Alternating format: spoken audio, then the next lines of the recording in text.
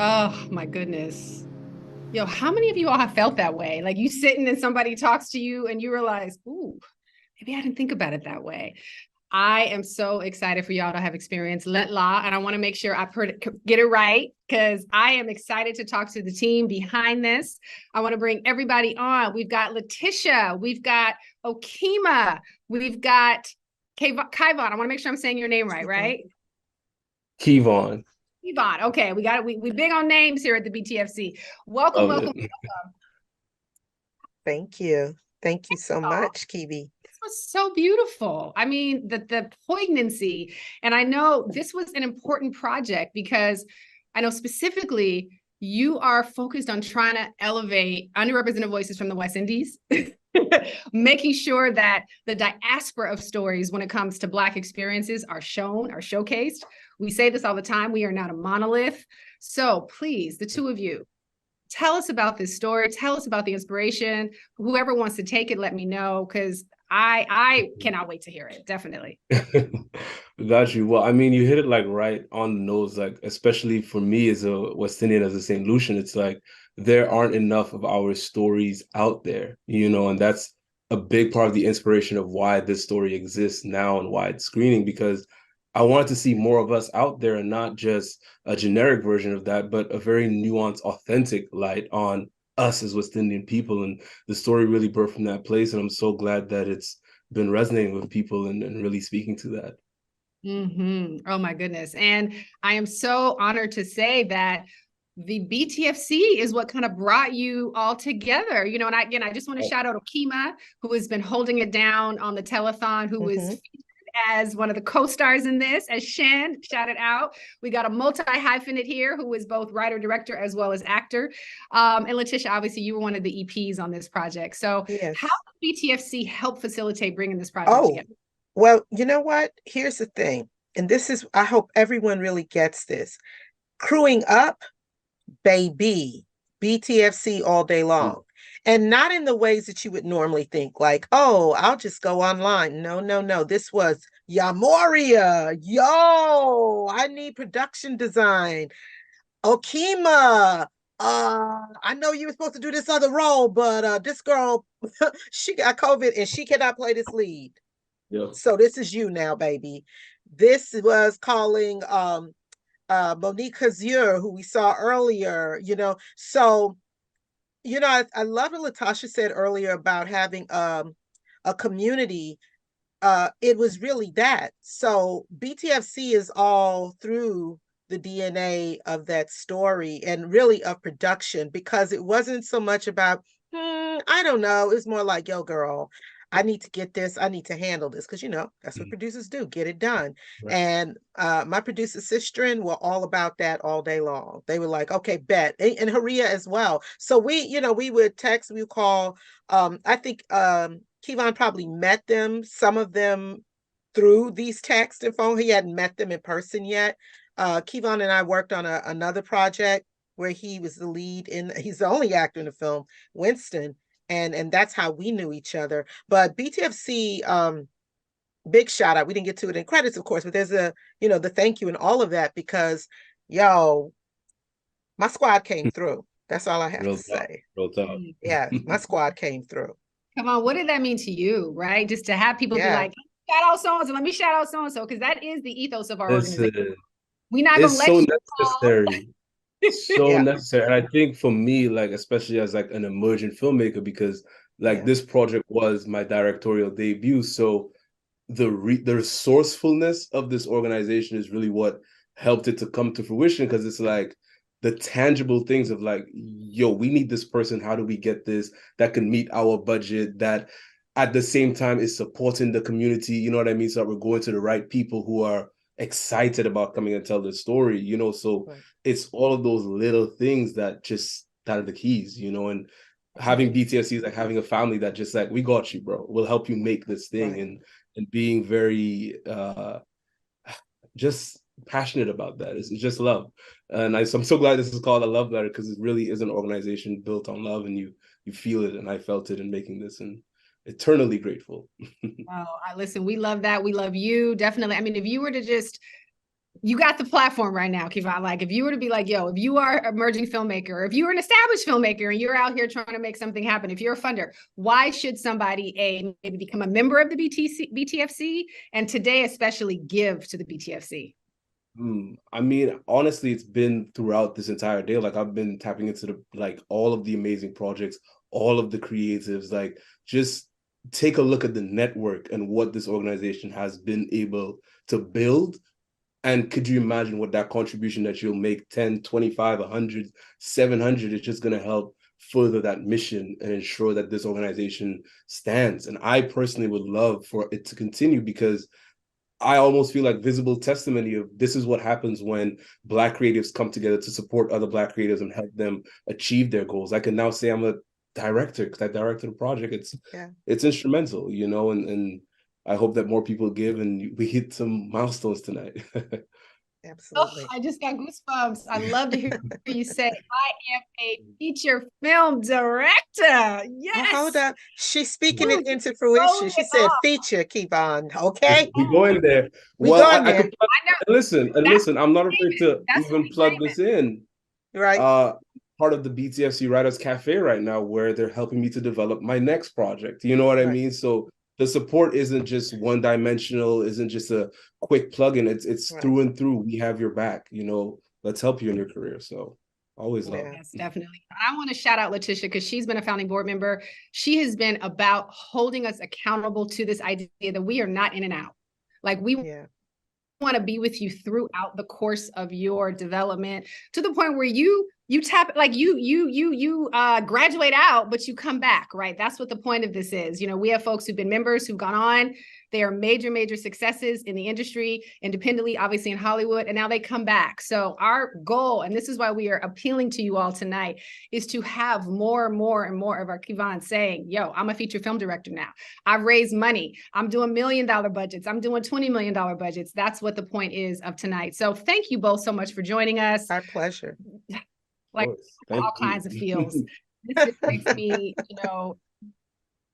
stay on here all night, just to make sure that we have more and more opportunities to elevate and celebrate this. So see y'all in the Writers Cafe. I love the shout out. This is current programming that we are doing as we speak to encourage and support our Black creatives, amazing ones, to be out there leveling up. So thank you both.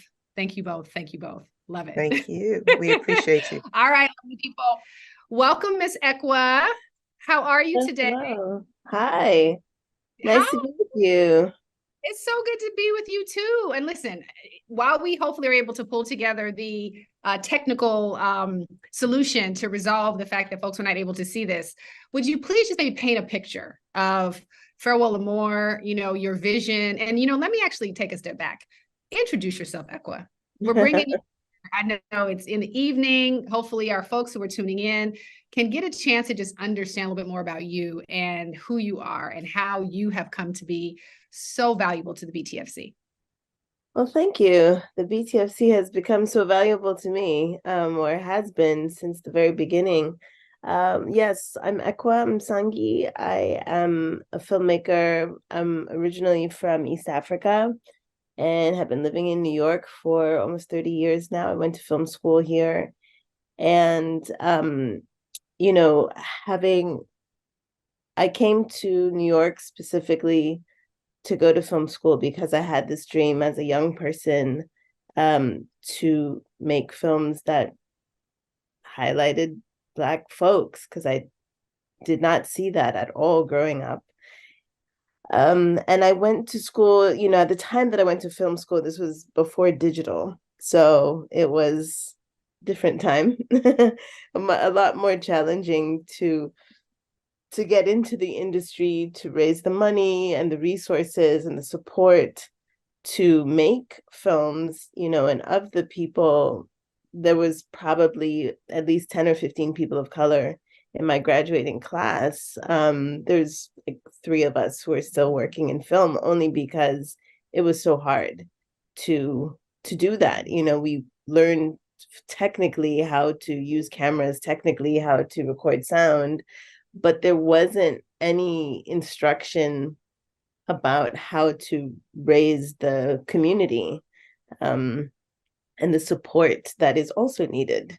There was sort of this assumption that your talent will speak for itself and people will just come flocking to you and offer you bags of money, and then your life will be set and you have nothing to worry about. Agents will come and all of these people, and there were a few among us who got into Cannes, who got into Sundance, who got into all these places that were rumored to be the launching pad of your career, and lo and behold, nobody showed up with bags of money to support their career. So I feel like for a lot of us who've been around for a little bit, we've had to sort of figure it out and and sort of meet each other or see each other across a room at a screening or at a festival and sort of be like, wait, do you have the same vision or the same goal, or do you want to do something? Oh wow, I want to do something too, let's do something together.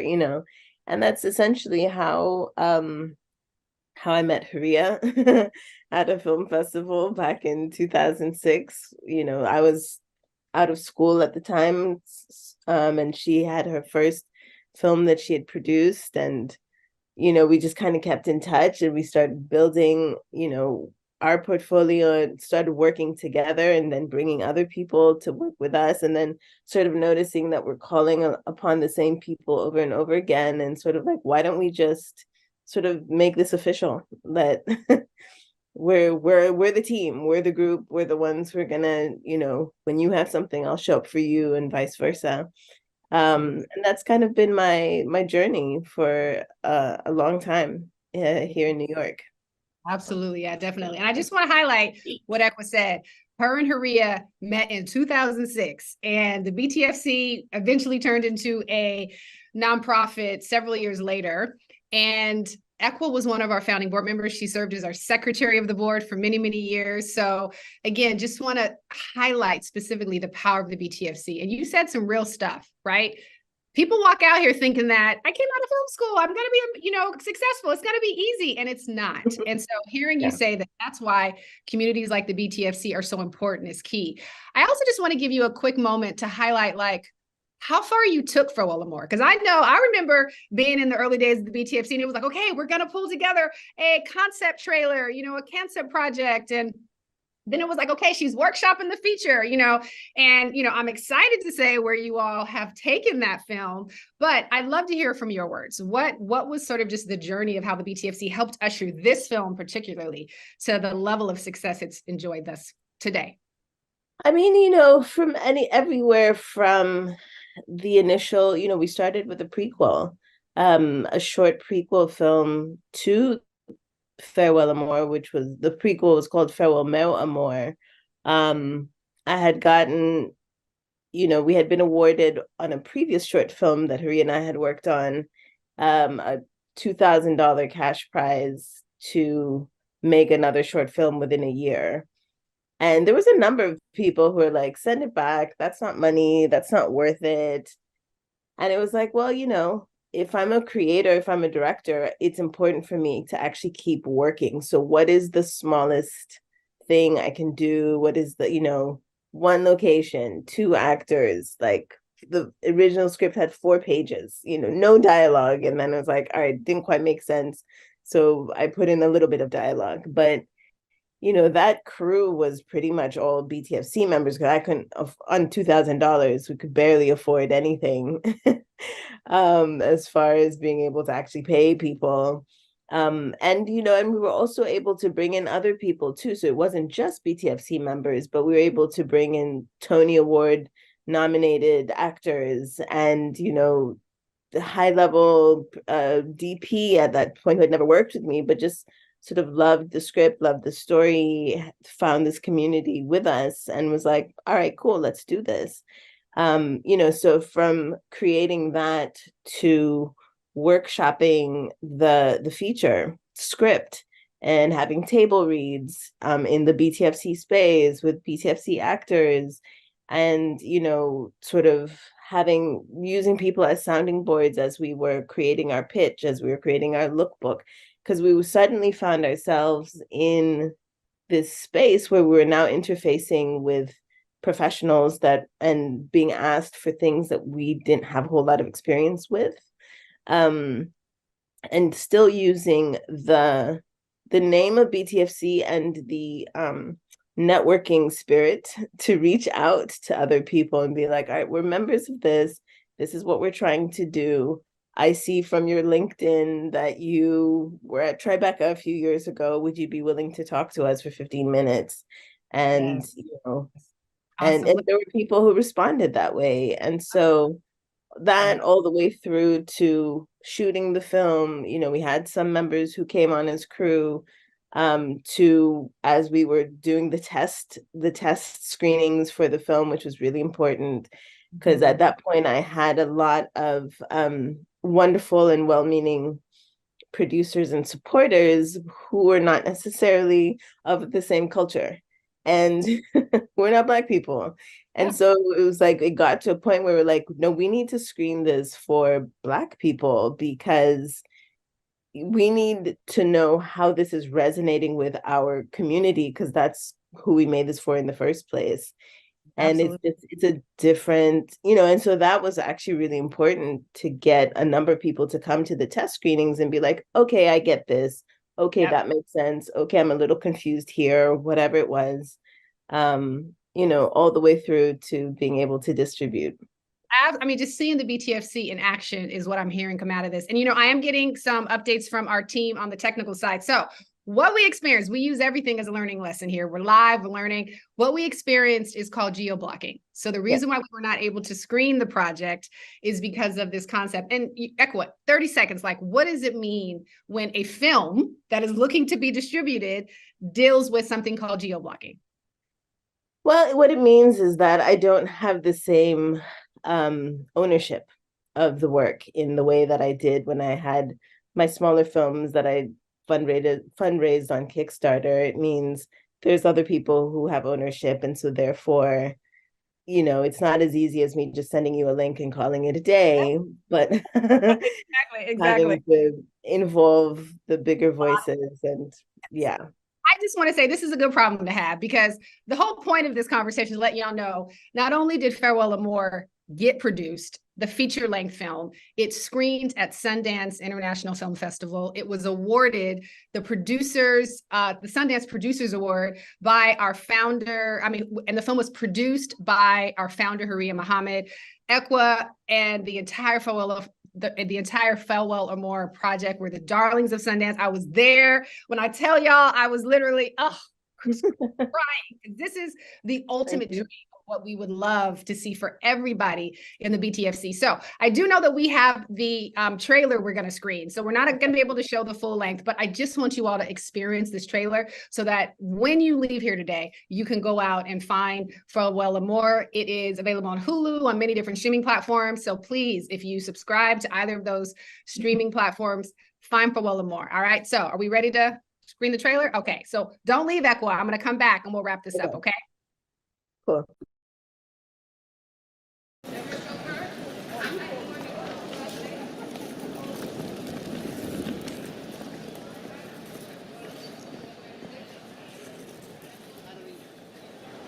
Amore. After 17 years apart, thank you for bringing us together. Welcome.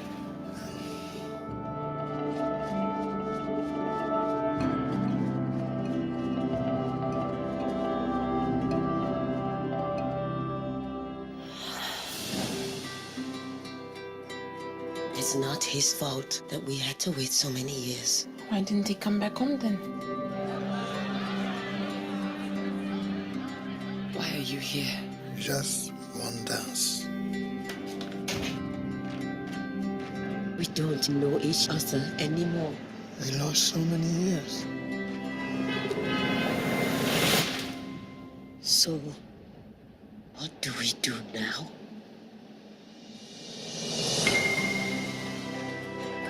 This country is very hard. You always have to carry yourself a certain way. You're the only one who knows what you know and who can do what you do.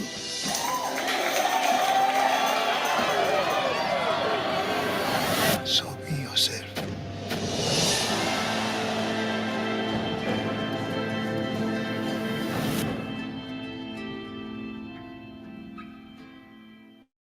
Sorry, I was doing it as social media. Hey, oh, yo, every time I see that project, I just want to start crying. Now, listen, I know the blood, sweat, and tears. People, if you were just you just saw a trailer for Farewell Amore, which is the feature directorial debut, if I'm not mistaken, for you, Equa, correct? All right. My feature directorial debut, yes. And I'm in conversation with Equa, the writer and director. This project was also co-produced by Haria Muhammad, one of the co-founders of the BTFC. And I just want to also say that during this trailer, we crossed $7,500, y'all. Listen, I am so excited. Thank you, thank you, thank you, thank you, thank you, thank you. It's insane. We started this conversation. I asked you for the money. Y'all delivered. Thank you, thank you, thank you. Thank you. So I hope just the conversation about what Equa talked about, being with this organization, starting something, taking $2,000 and not poo-pooing that like some folks might have and said, no, we're going to make something out of this. And every itty bitty step you took moved you closer to rooms and conversations with people who could actually give you the dollars, right? Who could actually fund. And as she shared, those rooms and always have folks that look like us only. And so I would say that not only is it the collective community of the production crew, the craft development workshops that allow us to get that, but it's also just the inspiration, the support, we got you, even though you're moving into rooms that we've not been in, we got you. And that is what allowed us to have this win, to say one of our babies, one of our movies, debuted at Sundance International Film Festival in 2020 during the height of the pandemic. Let's not get it twisted. That was something that we had to overcome, but the BTFC was there. We were in full force, and we were there to celebrate you all, Equa. So, as we round out our conversation, I just have a couple of key questions. Why do you think it's so important for people who are tuning in now to create space to support an organization like the BTFC, to ensure that you are able to make more projects? And we know you've got more in the pipeline. Why? Because, I think there's this sort of misconception that it's just, it's capitalism, right? Like you and your grit are just going to go out there and you'll be so inspired and you'll work really hard and you'll pull yourself up by your bootstraps. And there's no self in filmmaking. It's not possible to do that. The whole setup of filmmaking, A, is very expensive. B, it's an apprenticeship. So even if you do have a wonderful degree from a wonderful institution, no one just hires you out of institution X to come and be a filmmaker. You have to prove yourself, which means that you have to make work. And in order to make work, at the very least, you need, especially early on when you're making smaller projects, you may not need a whole lot of money, but you do need people. A good idea, and people. And a good idea, brilliance comes out of our heads, but oftentimes, sometimes we need to workshop it. And that's also where people come in, where you sort of bound, it's one thing to think it, and then when you say it out loud, you're like, oh, that doesn't quite make sense, and so being able to, that kind of support is, I feel, very undervalued in terms of what it takes, the sweat equity that it takes to get this singular thing that's been burning in your head for 5, 10, however many years to a screen is massive. So even if the film at the end of the day is kind of janky and it didn't, go to Warner Brothers or whatever, the fact that somebody finished something and got it all the way to you seeing it wherever you are on a screen, at a festival or whatever, is a massive thing to celebrate. That is no small feat. And the amount of people, if you sit and read credits at the end of a film, and you should, because that's part of the film, you will see just how many people are involved in bringing this one concept to life. And the fact that, for centuries, we've been seeing the world primarily from the perspective of one group of people, which is mostly white men. That has gotten us this far. There have been many upsets, and there's a lot that's missing. And I think that this is a wonderful time, as good as any, for us to really step up, given the technology that we have, given the support that we have now, the being able to identify people and being able to see the power of media, see the things. I mean, what's happening in the world is a completely different experience because we're seeing it in real time, and we're having local people telling their stories and their experiences of what's going on, and we're not just sitting around waiting for like the one news source to tell us what's real and what's not. So in order to keep that going, people need to eat. Necessary. Yeah, definitely. I mean, I'm hearing a couple of things that I just want to pull out, especially for anybody who is an aspiring creator right now. You have a burning script. Maybe you've even done a little bit, and it happened, but maybe it didn't happen the way you thought it should have happened. I mean, the point is every single step you take is valuable. It's getting you better. It's getting you prepared for this industry, which isn't always easy. So I just want to highlight, you are hearing from somebody who's been in this game for a long time, who came out with all the accolades. I went to this amazing film school. I did this amazing project. And yet she's saying it took time, and the ability for her to get an idea out of her head and have somebody say, I don't know.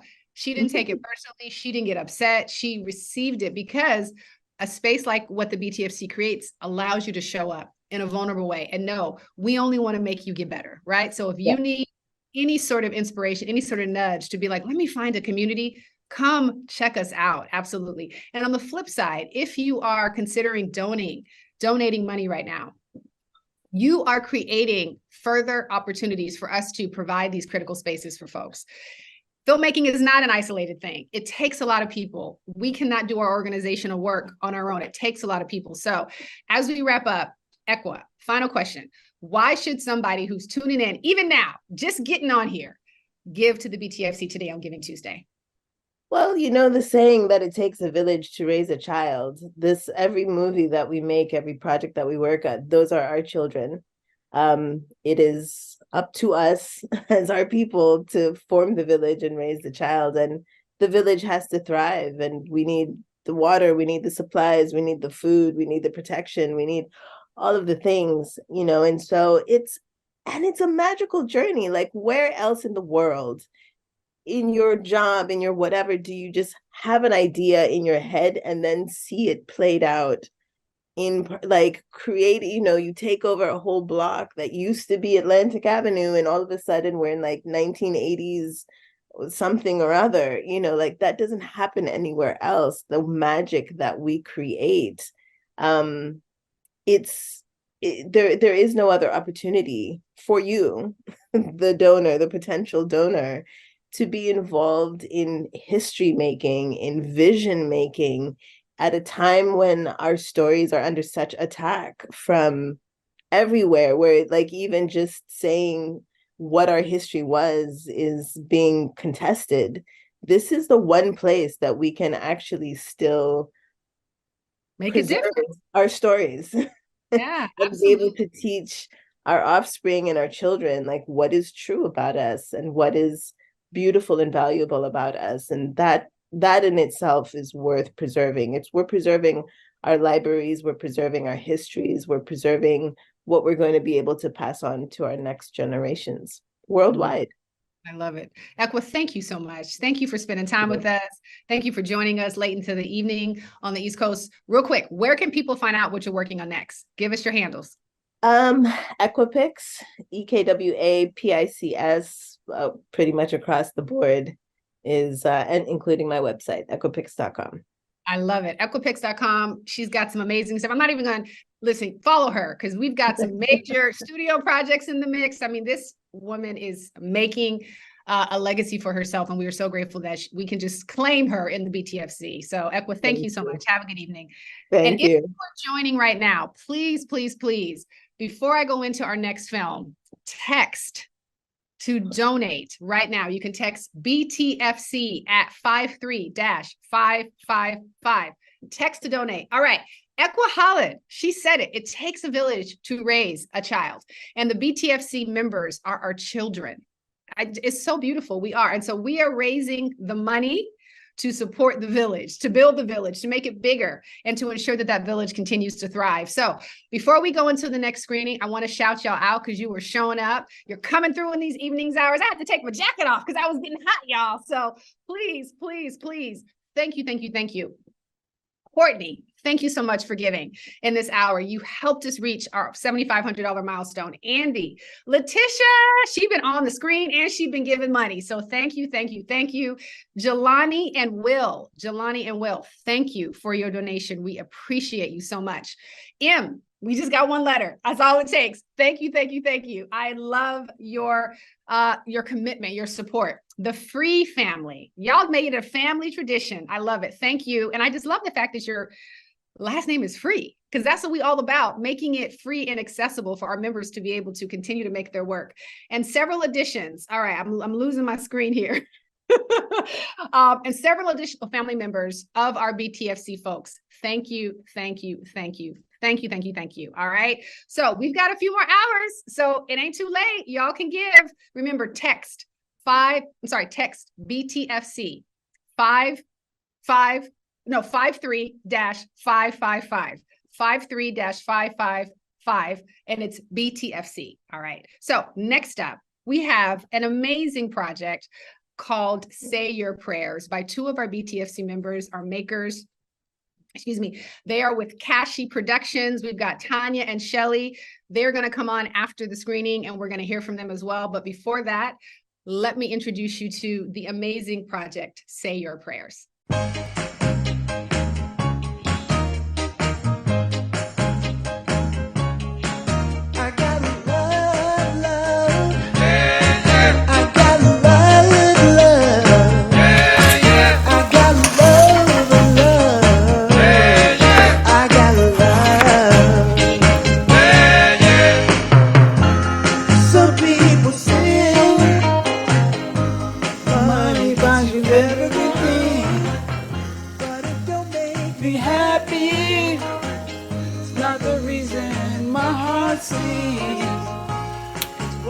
Dad, please stop. But I love this song. 'Cause I got something real. 'Cause I got love. Hey, Dad. Yeah. Dad. You like that, don't you? Talk at your mama. Come on, come dance with your dad.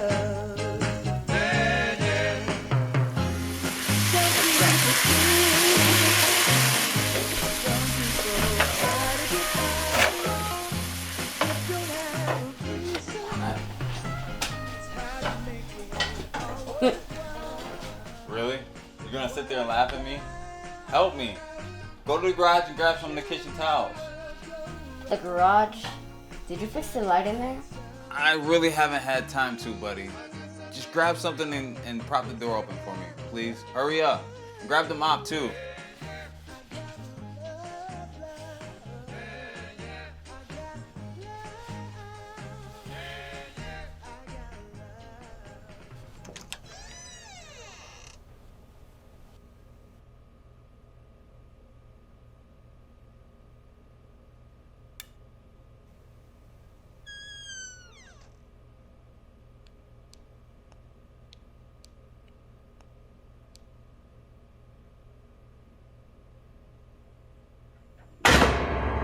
Oh no. Dad! Open the door!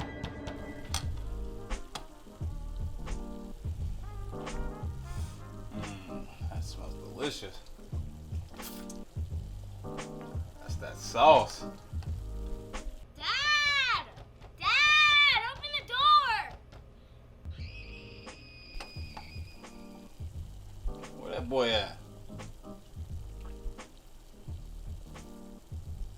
That's strange.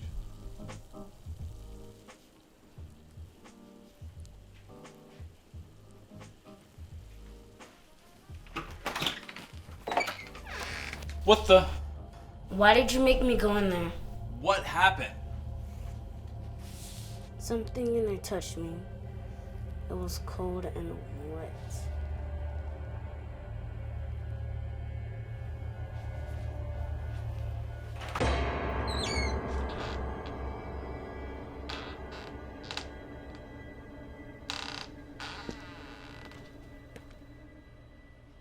Ooh, scary wet t-shirt. That's not funny. It felt like a hand or something. Sometimes these long sleeves can feel like that. Come on. Sauce is ready. We'll eat and get ready for bed, alright?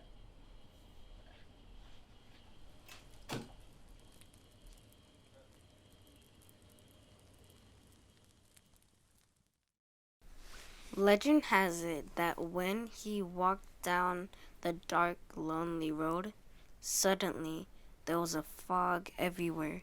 In the fog, he saw two eyes, like balls of fire, and all he could hear was a cow chain rattling. He stood there, scared, as the rolling calf got closer and closer to taking his soul. Alright, buddy. I think that's about enough for tonight. Oh, come on, just a few more pages. We're almost finished with chapter 13. I would, buddy, but last time you didn't get enough sleep and your mom was pretty upset, so...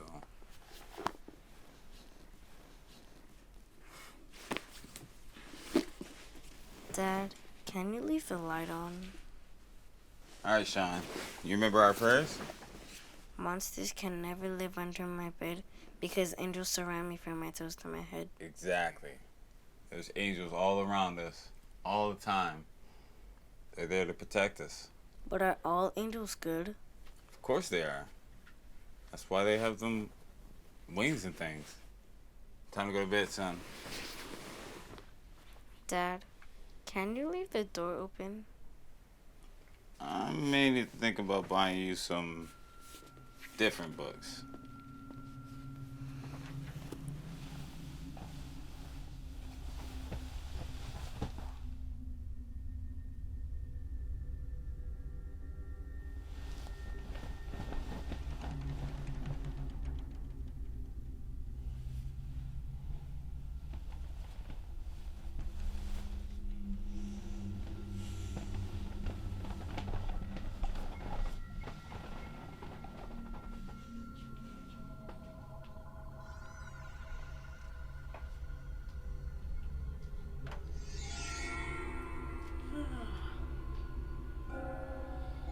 Dad? I just had to use the bathroom.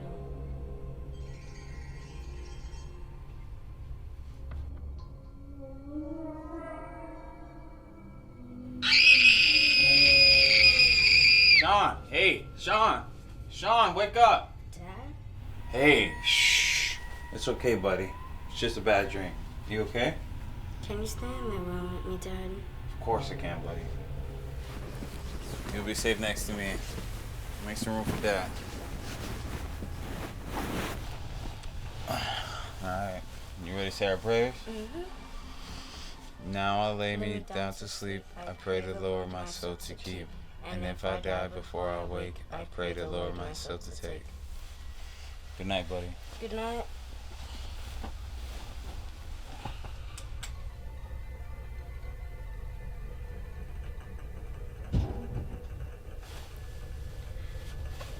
Dad, what was that? I think I heard something.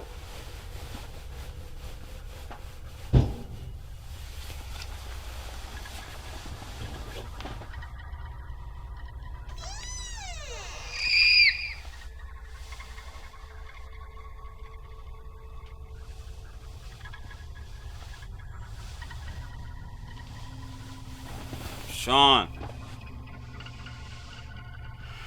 Where'd he go? Sean. Sean, where are you?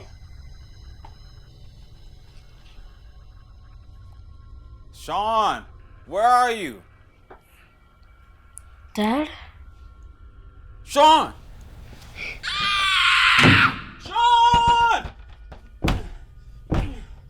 Sean! What are you doing?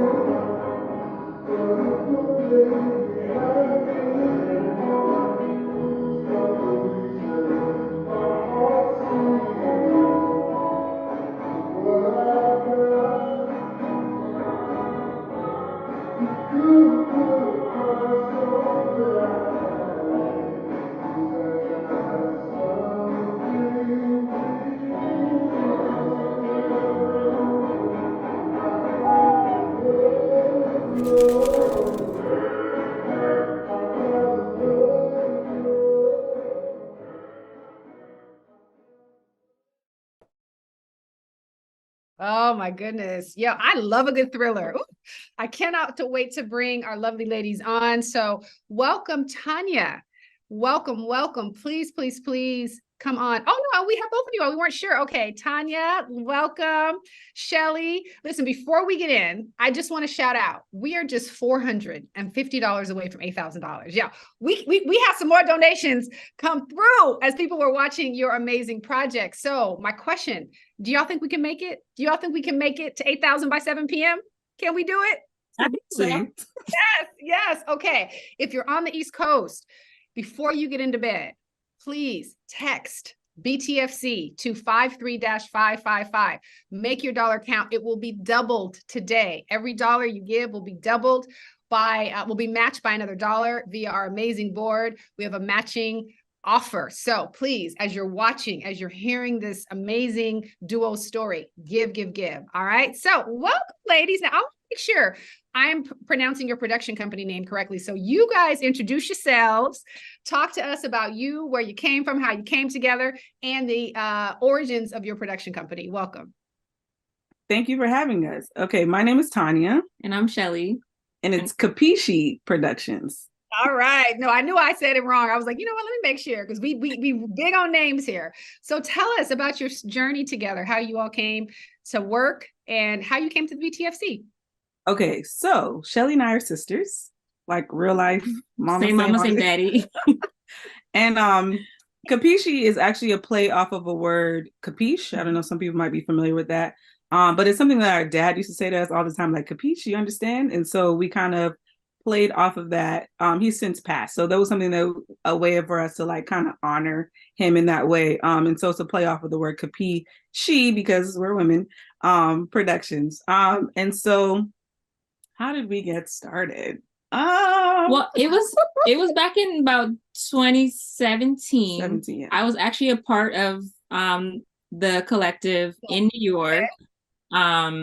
So I remember I was like, man, Tanya, I had moved to New York from Florida I wanted to start my acting career, and thought, you know when you're pretty okay in your small little pond, and you get to a big pond and you're like, absolutely. So I remember I joined the collective just to be around like-minded people, because I didn't think being in New York I wasn't going to be able to find that. So I remember I was in New York, Tanya was back home in Florida, and I was like, I have an idea. And she's the writer of the group. She's the actress. So the part of it too is that we were seeing, this was around the time, well, a little bit before that, like a lot of web series, a lot of like Black entertainment on YouTube. Yes. Right. So we were seeing a lot of that just happening. And so when Shelly went to New York and was, trying to get her acting career off the ground and everything, we just felt like we really wanted to be creative. And we just decided that let's try to do something. We're like, okay, we see a bunch of web series, let's just try. Do that. And so we went on this journey of kind of just basically self-teaching. Shelly went to school for the theater program, but before she did that, she was doing hospitality and culinary. Yeah. I'm a pharmacist. And so we have no film background. So we just really kind of dove into reading a lot of books, started following a lot of people. Black TV and Film Collection was one of the groups that we found that was like, oh, okay, there's other Black people out here who are doing stuff and who are also teaching and also giving out information. Because a lot of times when you're trying to self-teach, you're always trying to figure out, where do I go to get this information? And so we started on that journey of trying to do that. And we just started talking about stories, talking about the stories that we liked, and just talking about how we can start creating stuff. And that's just kind of how it started for us. Yeah. Oh, I love that story because it highlights the importance of just doing it. Just doing it. I mean, y'all didn't necessarily have all the background when it comes to intricacies, but y'all did it. And that's what we celebrate.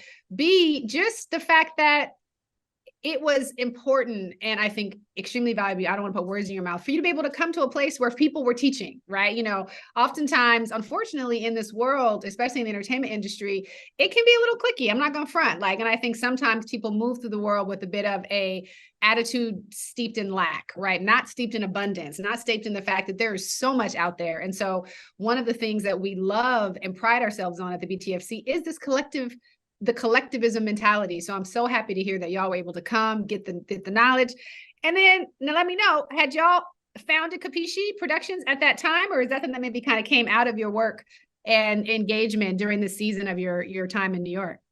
So after her coming from New York, when she came back down, we decided to actually let's actually put a name on it. Let's actually start doing film things and start just, making our little steps, whatever, how big or small. Let's just start the process of becoming filmmakers, being filmmakers. And so that's just what we did.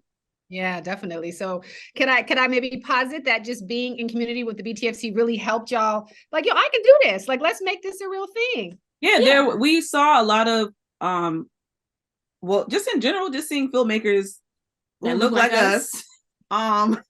Be able to, produce and make films. I was able to, follow a lot of people from the group as well. There were other, some of the Facebook groups that I've been able to get on because of people that I'm following. And so really just following people and getting, again, reaching across the table kind of thing of just seeing how people are doing certain things really helps you see that you can do this too. And that even if, like you said, even if it's just a small step forward, it's still a step in the right direction. Even if I learn from this person, okay, I'm just watching and just being able to observe, that's still me learning something on how we're going to do a project that we're coming up with. So definitely being a part of the collective, being able to receive the resources that are there, that, it's helpful. All of it's helpful. Yes, definitely. And I just want to shout out the multifaceted. We got acting, we got producing, we got writing. So listen, we are out here with skills, y'all. We are out here with. So tell us a little bit about the project. Say your prayers real quick. What was the impetus behind that? What were you trying to say? So at the time we decided that we were going to try to produce some short films. We did 4. We were we're going to do 4 10-minute, just, one location, those kinds of things, just to kind of get our feet wet. And Say Your Prayers was where we were trying to be more in our producing bag. So it wasn't really a bag, but what I'm saying, we're trying to do more.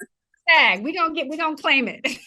But we were trying to take a script and actually, produce it, started from, beginning to end. And so that's what we did. One of our friends wrote the script. And so we broke it down. We figured out, okay, who's gonna shoot it for us? How are we gonna, film it? Where is it gonna be filmed? Who are the actors? We really tried to exercise our positions as producers and just practice using this film. So we also are of Jamaican background. And our friend who's also Jamaican, there's a lot of Duppy stories, a lot of rolling calf stories. And so she came up with this idea of a kid who, is with his dad, and what if your prayers don't work? And what if, those kinds of things. And so it was just really just exploring a horror genre and just trying to, create a story with that influence in it. And so that's kind of how that project kind of came about. Absolutely no. And we are so excited to just feature the diversity of genres, right? We've had horror, we've had drama, we've had kind of lighthearted kid film. I mean, this is the kind of work that we are able to provide platforms from. The diversity of storytelling is so great. So I am so grateful y'all are here. Listen, before we wrap up, I want you all to answer 2 questions. A, why should somebody donate today? And B, how can they find out more about Capisci Productions and what y'all got coming up next? So I would say why someone should donate is really because as independent filmmakers, for us speaking personally, when, again, like I said, when you're self-taught and you're looking for information, people can be stingy with information. And you don't know what you don't know. Correct. And so being able to donate into an organization who specifically make sure that there's opportunities for people like us, make sure that there is resources for people like us, make sure that there are workshops, make sure that there are office hours so you can call. Like, those things help filmmakers who have film backgrounds and for those like us who don't. And so we're looking for people to kind of sit under, like, what do we do in this situation? Or how do we put together a budget? Or what's a line producer? Like, those kinds of questions are what we faced in trying to just, as we've gone on our journey. And I think that donating to an organization that, again, puts that at the forefront of what they're trying to do and making sure that filmmakers, especially Black filmmakers, have what they need to produce, to just be filmmakers, whatever the facet is, writer, director, whatever the piece is, I just feel like it's a great opportunity for you to be able to do that, to help, because we needed the help. And we're glad that we were able to find the help. We are here to meet the need. Okay, real quick, I'm getting told we gotta move. Okay. What's your hashtag? Let us know. Where's your handle? Capisci Productions, Capisci_Productions is our IG. Capisci Productions on everything, Twitter, Facebook. We do have a web series out right now on YouTube. If anybody wants to watch our newest project, it's called Single Taken Other. And so that's also on YouTube under Capisci Productions. I love it. Okay, and I want to make sure people understand it is CAPISHE, correct? Yes, Capisci Productions. Yes. So please go support these lovely dynamic sisters. First of all, sisters in blood, sisters in the work, sisters in the creating. Thank you both for hanging out with us today. We appreciate it, and we will absolutely see y'all soon in these. Thank you for inviting us. Appreciate you. All right, lovely ladies. Listen, if you're tuning in, these are the kind of people that your dollars are able to support. These amazing folks who, as they highlighted, don't always have a film background, but they are killing it. I mean, one of the young ladies had a culinary background. We talked about somebody obviously working in the hospitality space. These skills are transferable, and they all have a core desire to create, and they articulate how beautiful the fact is that their stories matter. Like, our stories matter. And just because you may not have come out of a, seasoned family that makes movies all the time, you don't know what you don't know. And so to be able to come to an organization, engage with people who are here to give you not only the goods, but give you the real goods, right? Like, nobody's out here trying to run game on you, trying to give you just a little bit. Like, we want people to be the best versions of themselves as storytellers. So if you're just tuning in, please, you have plenty of time to give. We are looking to hit our milestone of $8,000 before 7 o'clock, and we are just $300 away. Y'all are showing up. Listen, it's because we have received donations from Equa, who just got off with us. Thank you, Equa. You have given so much to this organization. So to have you also give your dollars to get us closer to our 8K, thank you, thank you. Masqua, and I hope I'm saying your name right, Masequa, Masqua. Thank you so much for giving a donation. And Laura, thank you, thank you, thank you. All right, y'all think we can make it? Listen, the Capisci sisters said yes. So we got another film that we are gonna bring to you all right now. It is Gotcha, by one of our amazing BTFC members named Sid Taylor. We've been shouting her out across a lot of our channels. So tune in, enjoy yourself, bringing you Gotcha. And then afterwards, we will have a conversation with the creator.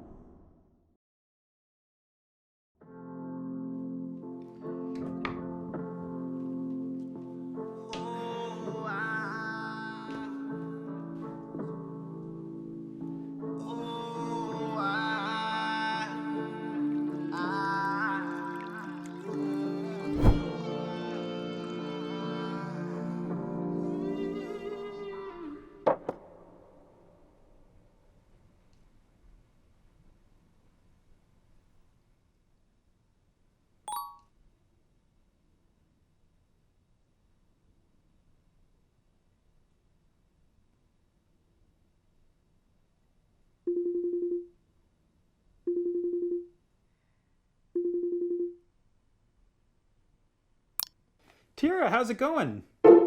Hey, Dave. It's going. Same. I've heard some great things about you. I believe you've spoken with everyone on the team already. I bet you're exhausted. 8 interviews? 8? Psh, I hardly even noticed. Everyone was so welcoming. Good. We just want to make sure you're a right fit for the team in this position. Of course. Fantastic. Let's get started. Tell me a little bit about yourself. Great. So, my name is Tiara Bryant. I have a bachelor's degree and a master's degree in business marketing from Atlanta. A fascinating background you got there. Is that your family? Oh, these frames on my wall? Those are movie posters. Oh, you like movies. What's your favorite movie? Movie? Oh, that's easy. Crooklyn. Crooklyn, is that a horror film? Not quite. It's a drama-based movie produced by Spike Lee about a black girl and her family. It's really good. Sure. As I was stating, I have a bachelor's and master's degree from the illustrious HBCU, Atlanta University, which is... HBCU? I've heard of those before. I didn't know community colleges have master's programs. HBCUs are not... Hello? Are you still there? I think your computer froze.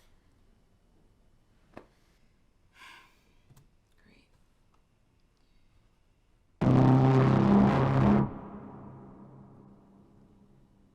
What the?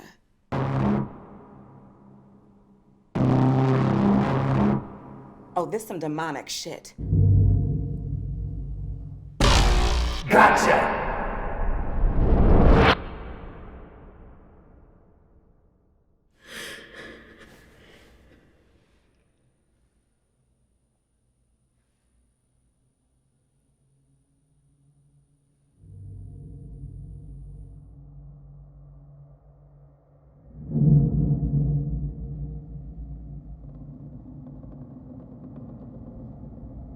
Are you still there? I think I lost you for a second. Something weird just happened. Oh, nothing weird over here. May want to check your Wi-Fi. Maybe. As I was saying, the team and I think you'll be a great asset, and we'd like for you to start this week. How does that sound? That sounds great. I can absolutely start this week. Terrific. I'll have HR reach out to you regarding next steps. Oh my goodness. Thank you, Dave. I won't let the team down. Oh, we know. Anyway, see you next week, and remember, stay woke.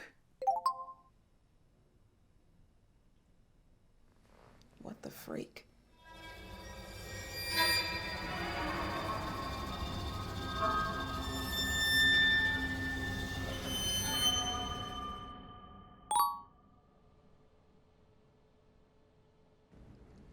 Sorry about that. Anyways, thank you so much for taking this time to meet with me about my goals with the company. Anything for you, dog. You've been killing it this year in terms of revenue. Keep up the good work. Thanks, Matt. But about my role, I know when we interviewed about 6 months ago, we discussed the possibility of a promotion. Well, I've been with the company now for about 18 months, and as you stated, I've been rocking it in revenue. So I was just wondering, where do I stand on that promotion? That is a great question. I'm going to be honest with you, Grady. There's no doubt that you have been killing it. Everyone around here sees it, including upper management. However, they feel as though you could use more experience in mentoring and coaching others. Mentoring and coaching others? I trained the last 2 sales executives. Hey, I am on your side. I want you in this director position as much as you do, which is why I have created a plan that is going to set you up for success. Yes, and thank you, but you know, John was promoted to the position last month, and he doesn't have nearly Look, here's the deal. We got a new sales executive coming in tomorrow. I would like you to train him for the first 90 days. This will allow you to get a more diverse experience and convince upper management that you're the right choice for this position. It is a win-win situation. Seriously.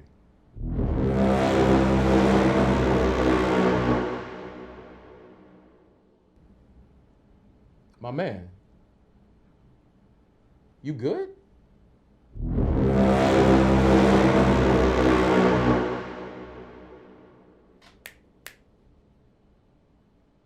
The hell?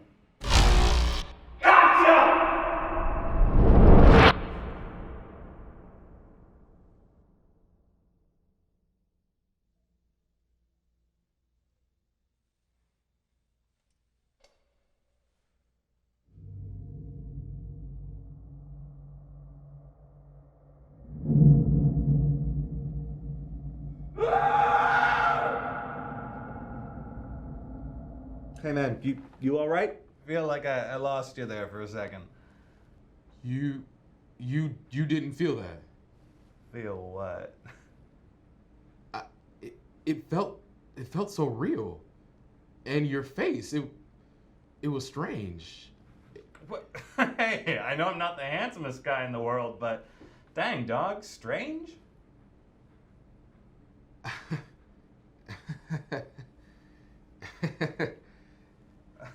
Right. Look, man, you need anything else? I got a phone call here in a bit.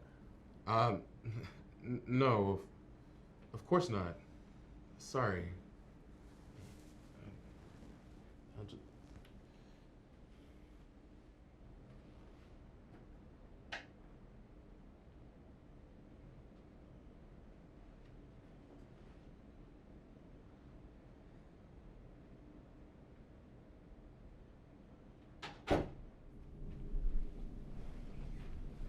Hey, Brandon, let me ask you a question real quick, man. Sure thing, bud. You good?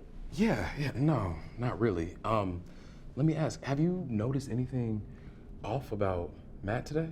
Matt? Not really. Still the same wannabe down type asshole that he usually is. Yeah. No, but really, have you had an opportunity to meet with him today? Sure, twice. Twice? Mm-hmm. Met with him twice. Did you notice anything strange or off about him at all?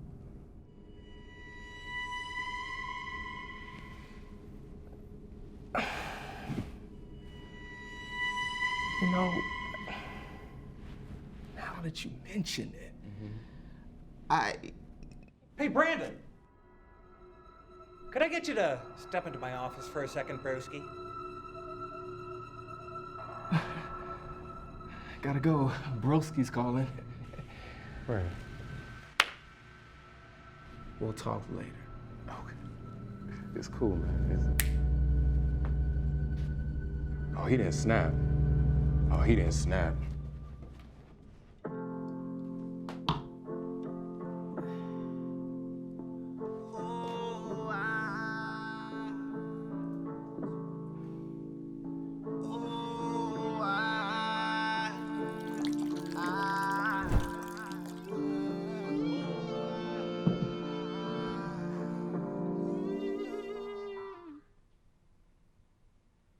Hey, good morning, Allison. Morning, Tiara.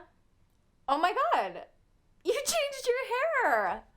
Wow. It's so, is it frizzy?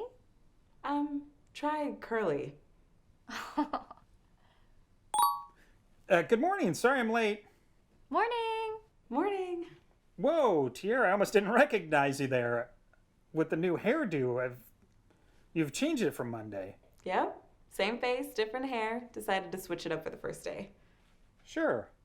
You know who you remind me of? Not really. Is it Diana Ross? No, not quite. We don't necessarily have to do this, you guys. I remember now. You look like Macy Gray. Good one. Macy Gray? I don't look like... Hello? Can you guys hear me? Can you guys hear me?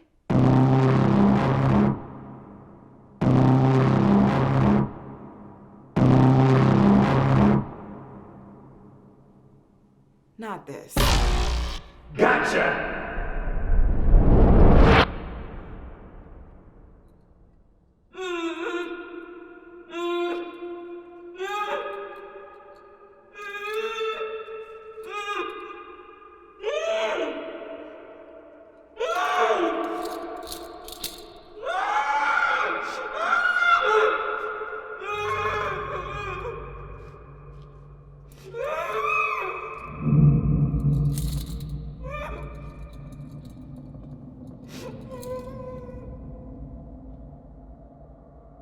Kiera, are you still with us?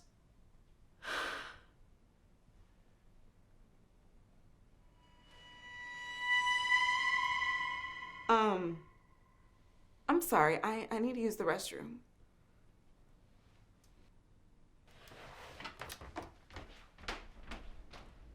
So, analytics is the real breadwinner. I really use it to tell my clients a success story.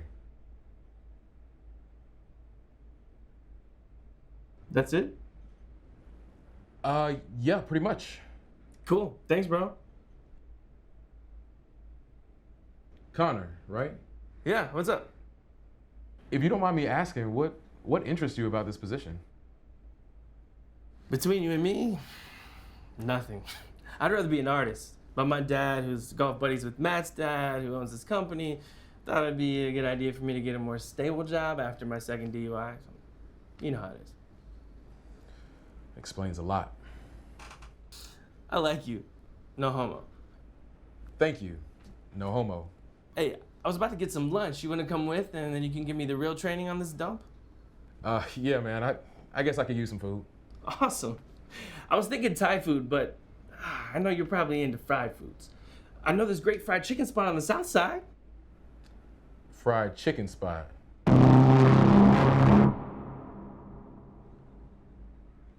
Connor.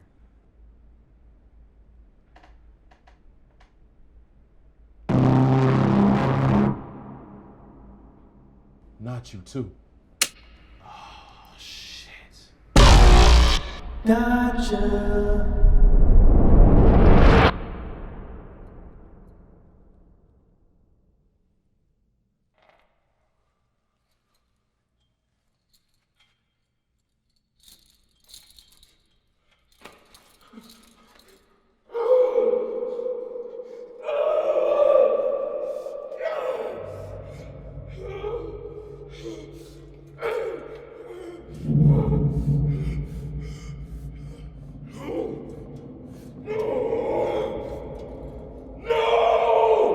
You ready, bro? The lunch rush starts in 15 minutes.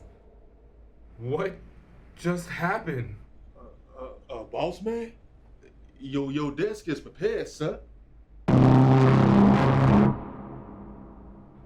Boss man? Thanks, man. Keep up the good work. I see great things in your future. Of course, sir.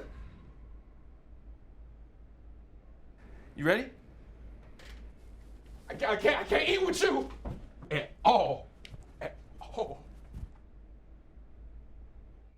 I know what you mean, babe. Freaky shit has been happening all week at work. It don't make sense. You too? Something is off. Clear people usually freak me out, but this week, something is different. What are you seeing? So I was on a call with my team, and of course they were really fascinated with my hair, so much that they're guessing who I look like. It got weird. But anyway, my manager blurted out that I look like Macy Gray. Macy Gray? Boo. Beyonce. Exactly. Right. And that's what I was trying to tell them, but before I could say anything, they were staring at me with this big, freakish Smile. eyes. The shackles. Sweet baby Jesus. I knew I wasn't crazy. There is something in that water. Yo, and the clear people stole it first.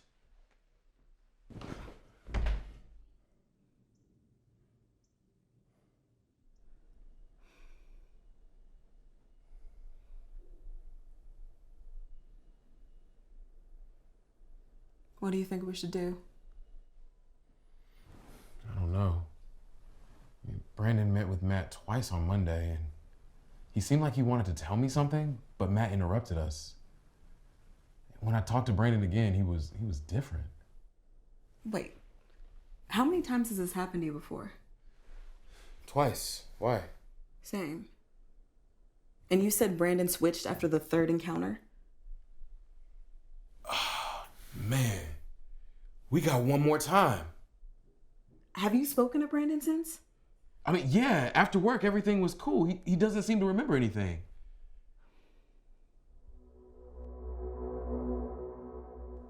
Black Jesus. What? Mm-hmm. What? So you know The Exorcist, right? Yep. They use crosses to fight demons and whatnot. Okay. So we gotta use Black Jesus to fight these evil clear people. I like what you're trying to do, trying to disturb the peace. Exactly. Every time they say something, we stop them, flip it on them, and tell them how we really feel. Just reverse it on them like Missy Elliott style. Exactly.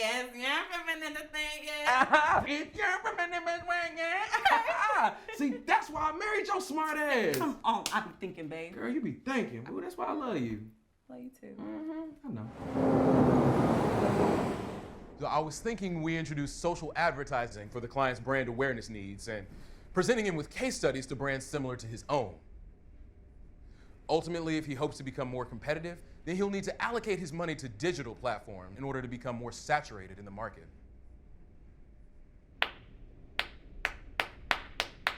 Man, I knew I could count on you. You never cease to disappoint.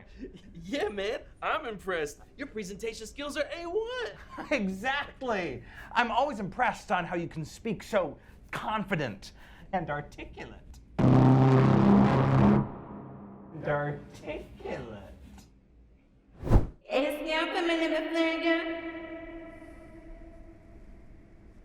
You know what?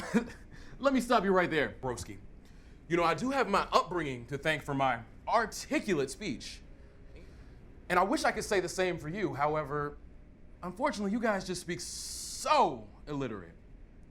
And honestly, I'm surprised your dad even trusts you with this company. But then again, it's me that's really putting in the work behind the scenes, you know? Whoa, man, I'm sorry. Take my soul.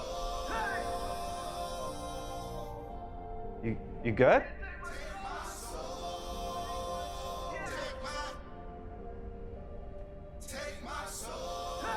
What the? I think we should go.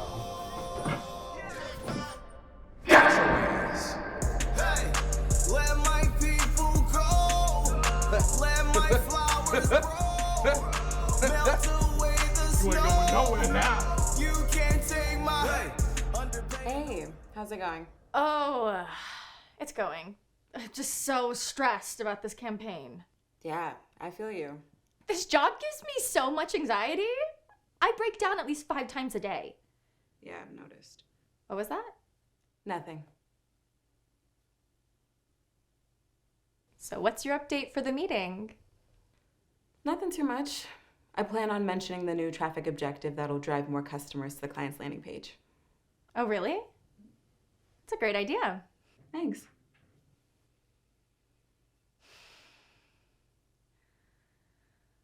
Gosh, I wish you would just hurry up. Good morning, everyone. Sorry I'm late again. All these damn meetings. Oh, no worries. We didn't even notice. Interesting choice of attire today, Tiara. Good morning, Dave. Good morning. Alrighty then, let's get started. Allison, any updates? Not much. I did research the new traffic objective, though. It just came out. So we have the option to construct traffic objective social campaigns that will not only increase the client's brand, but drive more customers to their websites. That's terrific, Allison. Please create a plan for that objective. No, this half it didn't. What was that, Tiara? Just reverse it on them, Missy Elliott style. Excuse me, Dave, but high-strung Karen over there just stole my update. Whoa, is the name calling really necessary? Oh, I'm sorry. I thought we were playing the name game again, like yesterday. Remember Macy Gray? I'm sorry. I didn't know it would be an issue since we're a team. Well, team, if you plan on stealing my update again, don't, or we're gonna have bigger problems. Let's all take a second to breathe. Take my soul. Can't take my soul. This is scary. Try terrifying. Hey, let my people go. Let my flowers grow.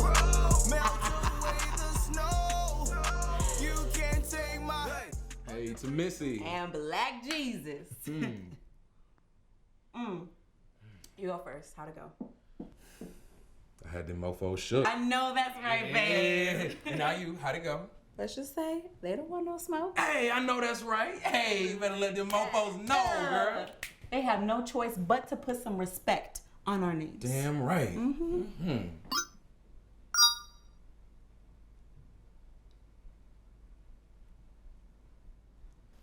If it's them, don't respond. Oh. No, it's just an email. Same here. Let's open it. Okay, from Matt. I am proud to announce Connor Douglas has been promoted to director. Oh, hell no. Oh, here go Dave. I'm concerned that your aggressive behavior may become offensive to others. Let's discuss next steps on Monday. Aggressive? I got you aggressive, Dave. Hey, it's time for our exit strategy. You're Let's right. get Black Jesus and get to work. Let's go.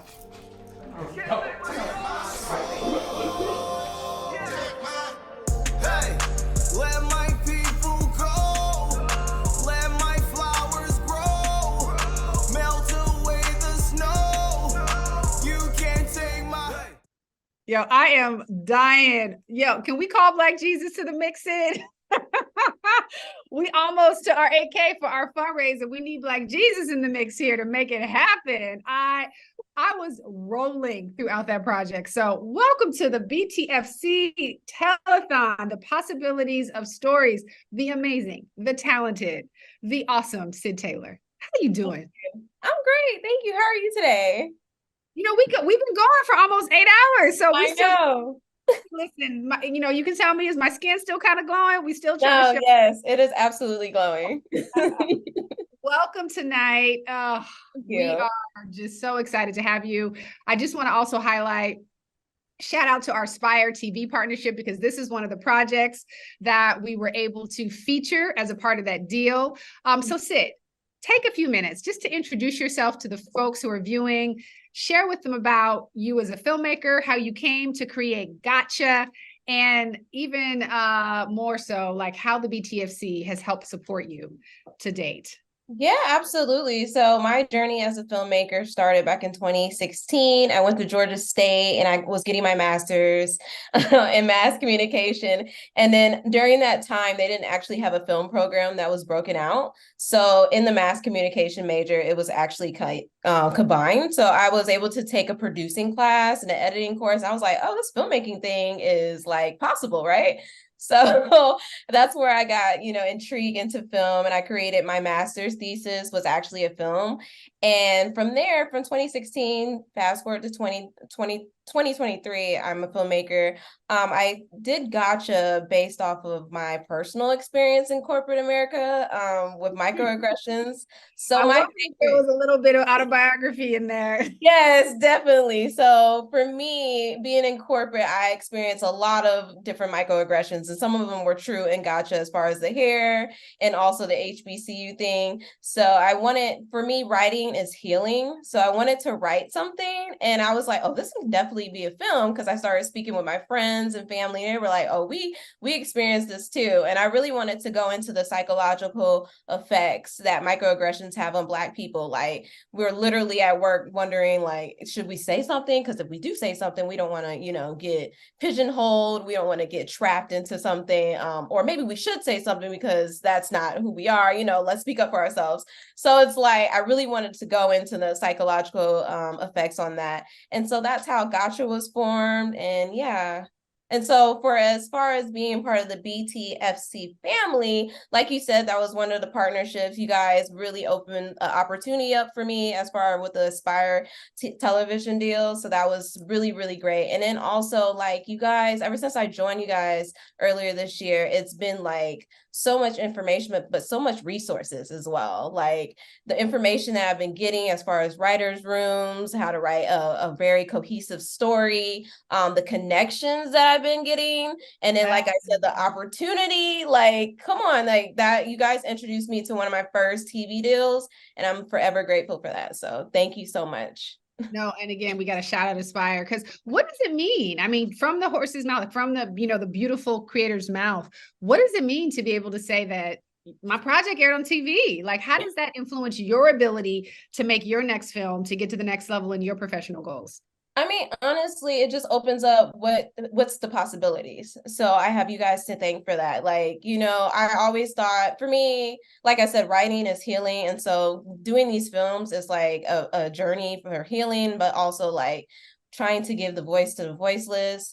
But I never thought like, oh, this can actually be on TV, or it can be, distribution. And like, you guys open up the whole opportunity of what it can actually be as far as making your film and like getting it to the other side, as far as like making everybody else see it, like getting other eyeballs on it. So yes, that was like an eye opener, and it just made me want to keep making films, like, and then also it's like, I know that people are like I said, it's giving the voice to the voiceless. So I know people want these stories to be told. Like, like people are like, oh, we like these stories. Like, keep telling these stories. So it was like a affirmation for me. Okay, awesome. All right. Well, listen, Sydney, we just want to say thank you so much for coming to us, because you represent a version of our BTFC member who was out here making stuff. You heard about this opportunity, you had this completed film, and we were able to allow you to get to the next level. And so it's important for our folks who are viewing in to understand we come in at different stages, and it's all valuable because, for the more established filmmakers, creators, as you said, people who've been writing for healing, the opportunity to actually get their story heard and seen and experienced by a broader audience is absolutely integral, just as much as the person who maybe doesn't have a lot of experience. The folks who were here before, our lovely Capiche production sister team, who were just here for the knowledge. It's all important. So before I let you go, I want you to answer 2 questions. A, let us know where we can find out more about what's going on with Sydney. And then B, why should somebody who's just tuning in now, we got an hour and a half, say, give some money real quick? Yeah, absolutely. So you guys can find me on all social medias and YouTube at Shades of Cinema. That's my production company, Shades of Cinema, and of is with a 0, not with an O. And you guys should definitely pour into BTFC family, because they're literally going to pour into you guys. Like I said, it takes a village, and it's all about community. The more you pour into BTFC, the more they can pour into their members, and all the opportunities that they can have, more collaborations and partnership, and more resources for the members to enjoy and things like that. So it's more, if you, like I said, if you pour back into them, they're going to pour back into community, and give the platform for the voiceless. I love it. On that note, thank you so much, Sydney, for joining us tonight. You are helping us bring up the rear. We're going to move into the screening of our next project. So you have a good evening, signing off. I'm going to bring to the table, to the screen, Blue Laces. And afterwards, we're going to have a conversation with the creator. So please enjoy Blue Laces.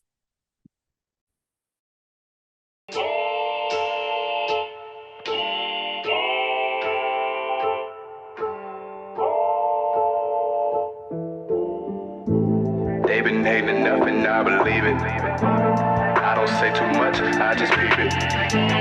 I don't see a threat, all I see is checks. Every week I'm blessed, ain't no need to flex. You hate but still be in disguise, I can't identify. Hey yo, me and Tracy, hold up!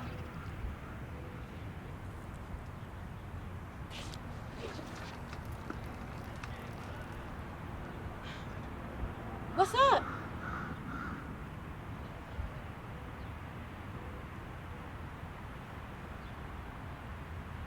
Chili, what are you doing? Chili! I feel bad and all, but my mom just made camarones a la diabla, and the way that my brothers eat, ain't gonna be no food left when I get home. Hey! Wait up! Sorry about what happened to your brother. Same thing happened to mine. He got pulled over because his tag was expired. Said the car was stolen, but the car wasn't stolen. It's my granddad's. Look, your brother didn't deserve that. I ain't mean to bother you. It's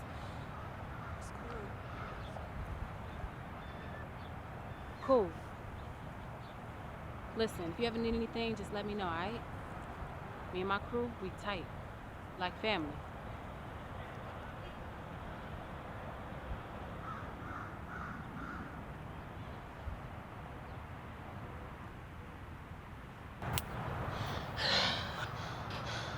Who taught you how to fight like that? I did. Damn, you hit hard. Yeah, girl.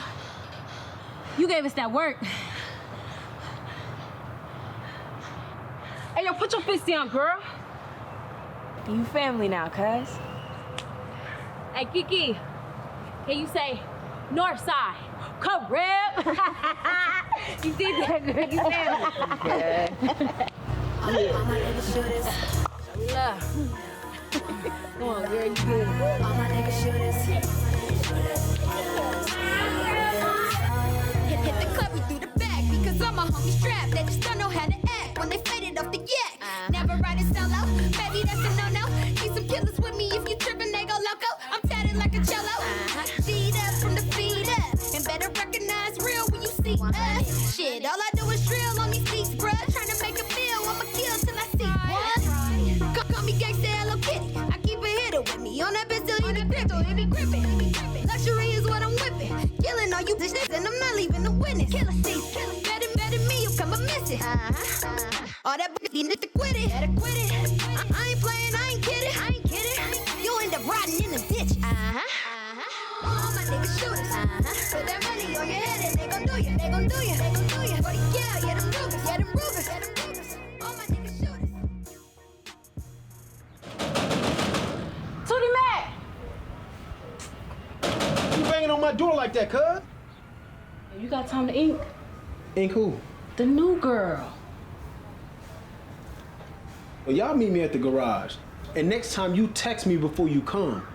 I be up late nights, you know I had to pay the price. I'ma be the best, so something had to give. I wanna live classy, make the fam happy. I'm headed to the top and I'm never gonna quit. I'ma need the roof side right by the pool side. I'ma need my logo hanging up in my crib.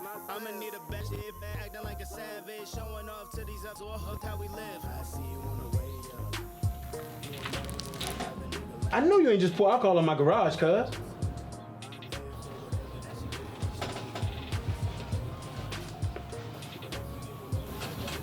Hey, where you learn how to tattoo? Prison.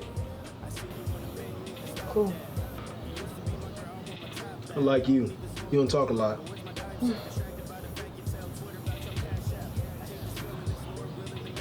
Man, how much longer? It's done. Oh, I like that. That's nice. But, you part of the gang now.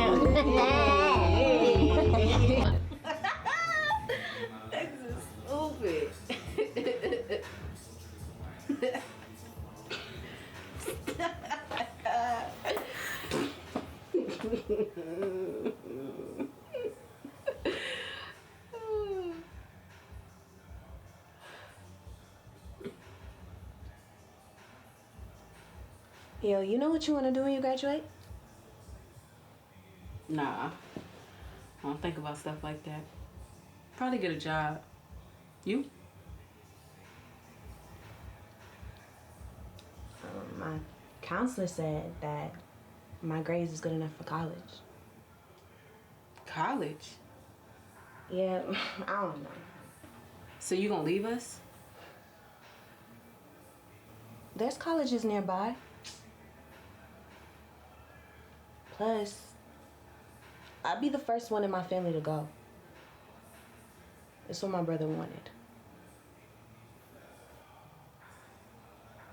College. Yeah, it may not even happen. I don't know how I'm gonna pay for these application fees. I'll get you the money for your application fees. You ain't gotta do all that. But I want to. Where you gonna get the money? Don't worry. I know somewhere.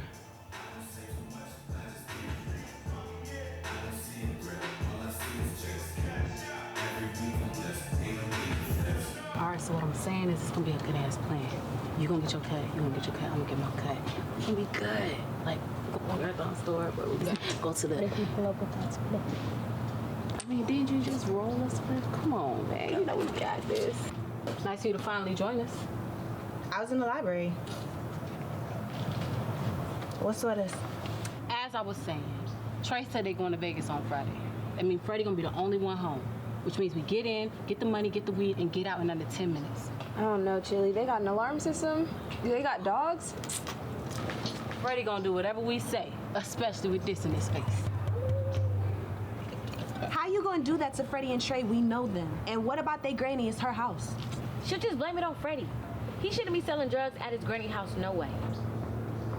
I'm not cool with this. Look, you need that money for them application fees, right? Well, we need money too. Chili, you ain't say we was gonna be robbing nobody. And what's the problem? I don't know, but it sounds like we need to handle it. Handle it? You couldn't even handle me on the yard. With me on this one. If she ain't with us, then she's against us. And what's gonna stop her from snitching? Look, we gonna get in and get out. Ain't even gonna see what happened. We family, right? I'm not doing this. If you don't do this with us, then what else you not gonna do? She gotta go. Fine. What I gotta do? Come on, Tracy, get it. Yeah, cuz, handle it. Look at she now, cuz. Handle it, cuz. Oh. You out now.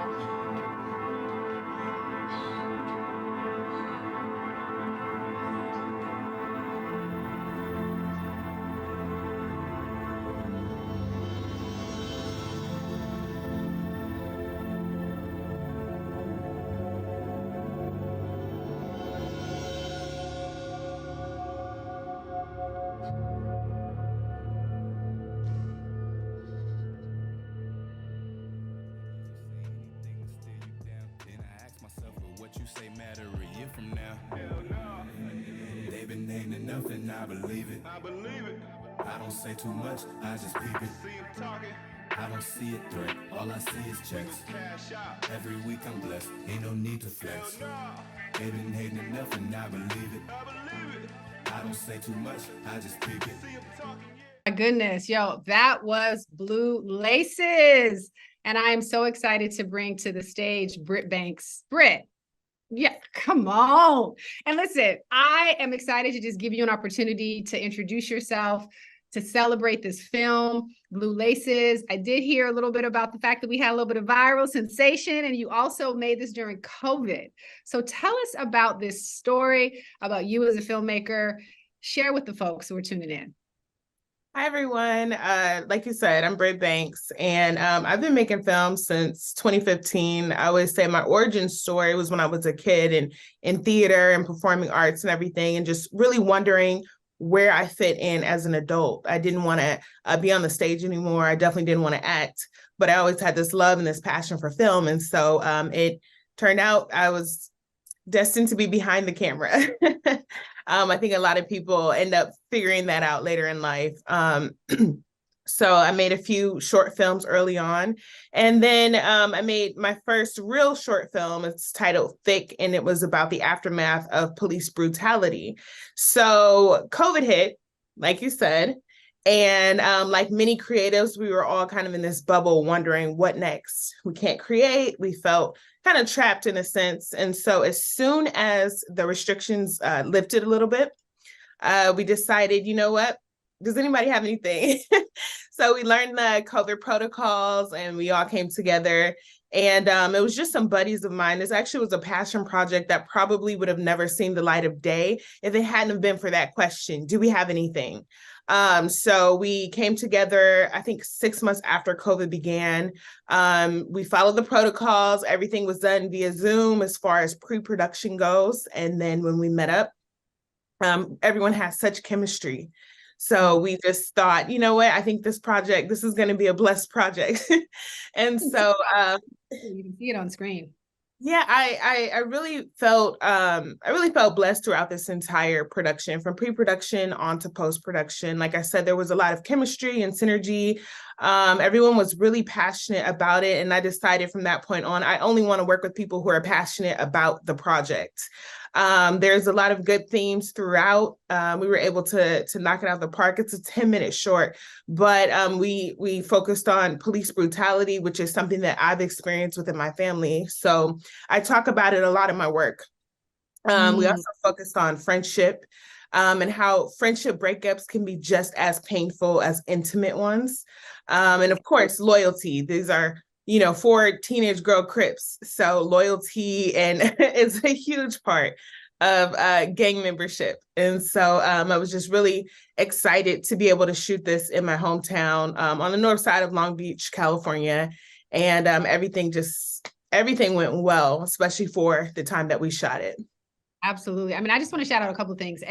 Sometimes when we tell stories about our communities that have been, kind of glorified in certain ways, perhaps in the 90s and earlier eras of Black storytelling, it's nice to see a presentation of a similar slice of life in such an intimate, such a vulnerable, such a different way, and that's why I appreciate your film. And I'm excited that we were able to bring it into the BTFC fold. So please tell us, how you came to know about the BTFC, get connected to us, and how your involvement with us has helped really, create some delta, some change in what your goals are. Yeah, I'm pretty sure I first saw information on social media, like most people, the traffic there. And I said, you know what, I want to get involved. This looks really cool. But since then, I've had so many amazing opportunities come my way, from being nominated for the Gotham Film Market to having this short being placed on Aspire TV at such a perfect time. I was actually, I think the week before this opportunity came to me, I had just texted the producers and said, hey guys, I think I'm just going to put it up on YouTube. I was like, I've been looking for a platform, I don't really know where to go with it. And Aspire TV, Magic Johnson, just completely, like, that's huge for us, especially being in Los Angeles and always going to the Magic Johnson Theater and things of that nature. So when the opportunity came my way, I was like, oh my gosh, I hope I get it, and so I'm just really thankful for Kellyanne, she kept texting me like, no, submit it. And I was like, okay. Absolutely. So definitely thankful for the board members and for all the opportunities that are not just, presented to me, but to all of its members. Yeah, absolutely. And shout out to Aspire, shout out to Dara Banks. We had her on earlier, just talking about why it was important for her to partner with us and how, to your point, Magic, I mean, he came out of, he's obviously not from LA, but just his mark on the city has been so powerful when it comes to creating safe spaces for Black films with the Magic Johnson Theater. So for him to now have this television network and to have us be able to feature you is absolutely why we exist. So we're so grateful that you saw us on social, decided to get a little bit closer to us. So what's happening with you now? I mean, obviously, as we think about why we're here today, we are here to ask people to give, to support our mission, your work, in terms of producing your own stuff. But I'd love to just highlight, because you've got 15 plus years working in this entertainment industry, right? You have some executive experience. You've done sort of content, kind of heads of content production related in other departments.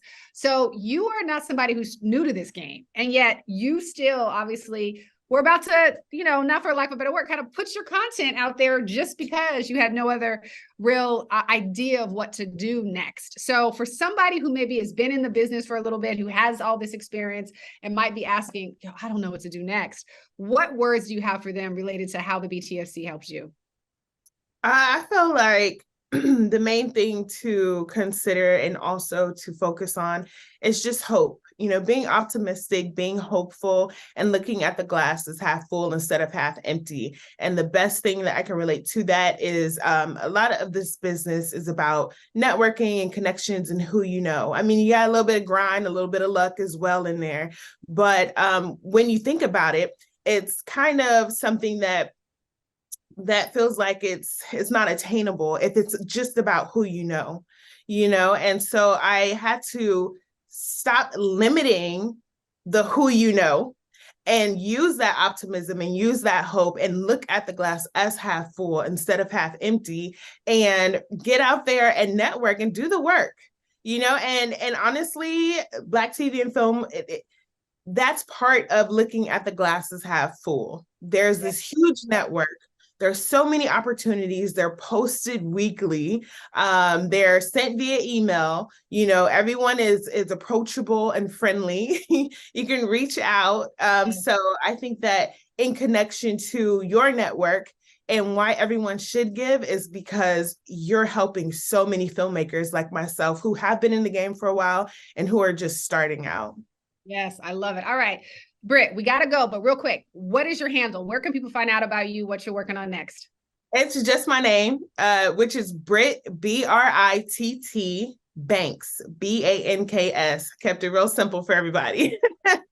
Sweet. All right, Britt, listen, thank you so much. We appreciate you joining us. We appreciate you sharing your work, and we can't wait for the next opportunity to help you make that next project. All right. So thank you for joining us. All right, lovely people. Okay. So we are like 90 minutes to go, and we are absolutely so grateful for y'all. We are close to hitting some of our next milestones. So if you were tuning in right now, please remember, oh my God, we were actually on our milestone of $8,000. Listen, we're coming in real time. Listen, I want to give a huge thank you to the folks who we have received donations from to make this happen. Thank you. Listen, we're going to move into our next project, which is Shani by an amazing, no, I'm wrong. I'm sorry, Nick's House. My apologies. Nick's House is up from one of our awesome members, Miss Gia Compton. And I cannot wait to bring her on because y'all, this project is hilarious. It is hilarious. And it is actually part of a series, if I'm not mistaken, right? So we have been talking a lot about film, but we support creators of television, of multi-serialized content. So we're going to screen the film. I see Gia is queued up, and then we're going to come back and have a conversation with her. So Nick's House, y'all, please enjoy. Honey, I'm home. Oh, honey, I'm in the kitchen. Hello, sweetie. What to say? I do it. Oh, you'll never guess what happened to me today.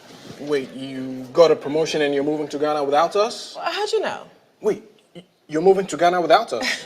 No, silly. I got a promotion. I am now in charge of the entire southern region. Wow. Congratulations. Thank you. Tony, that is truly amazing. What about your boss? Did he get a promotion too? No, not exactly. I told you, ever since his divorce, he just hasn't been the same. Oh, how so? Just this past week, the custodian found him with nothing but socks on, running around the office building singing Celine Dion. Kofi, that is not funny. He had a mental breakdown. Tony, you have to admit, that's a bit funny. No. What's that song again? All by myself. Well, I guess everywhere Celine Dion goes, she's always followed by a sinking ship, eh? Wait, what about Nicholas? What about him? I mean, with me going back and forth to Ghana, and with your new job, you're going to be working more hours. Who's going to be here with him? Well, honey, I honestly think it's time we bring in some help. Remember, we were contemplating for a while, and I honestly think now's the time. No. I'm not going to have some crazy person just running around my house in just socks singing Dionne Warwick. Not happening. It's Celine Dion, not Dionne Warwick. Oh, whatever. I say we call a few agencies and just see how it goes. You never know, they might ease your mind. Somehow I don't think so. Well, I'm sorry, honey. You married a businesswoman. Now, we both knew this day would come. Besides, what other options do you have?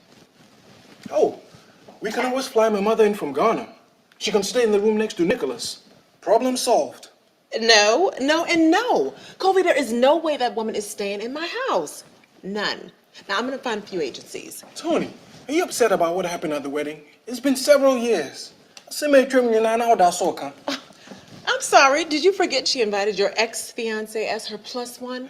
No. It's been several years. Plus, we got a wonderful wedding gift out of the deal, eh? Bye, Kofi. Oh, Tony, Wilford. Yummy.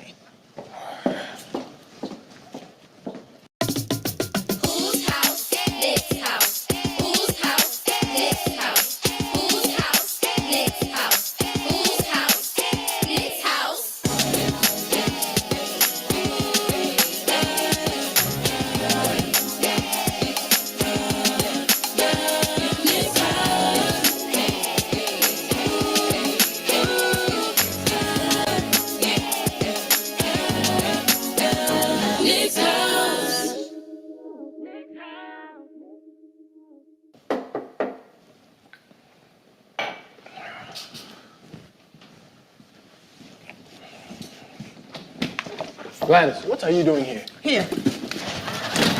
The top packages belong to you. The rest of the package belong to your neighbors. Now you can either personally deliver them yourself or you can have them come by here and pick it up. But I cannot keep walking up and down your long driveways. Gladys, I'm not your personal I was supposed courier. to be home 30 minutes ago, but I am missing family feud. Now, I'm getting too old for this. Even though I know I look good for my age. You make it seem like I'm at some football combine. I'm not trying to be drafted.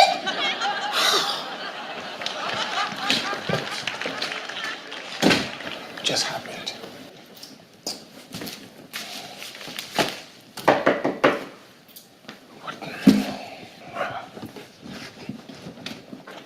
Carlos, I thought it was Gladys again. Fuck coffee cake.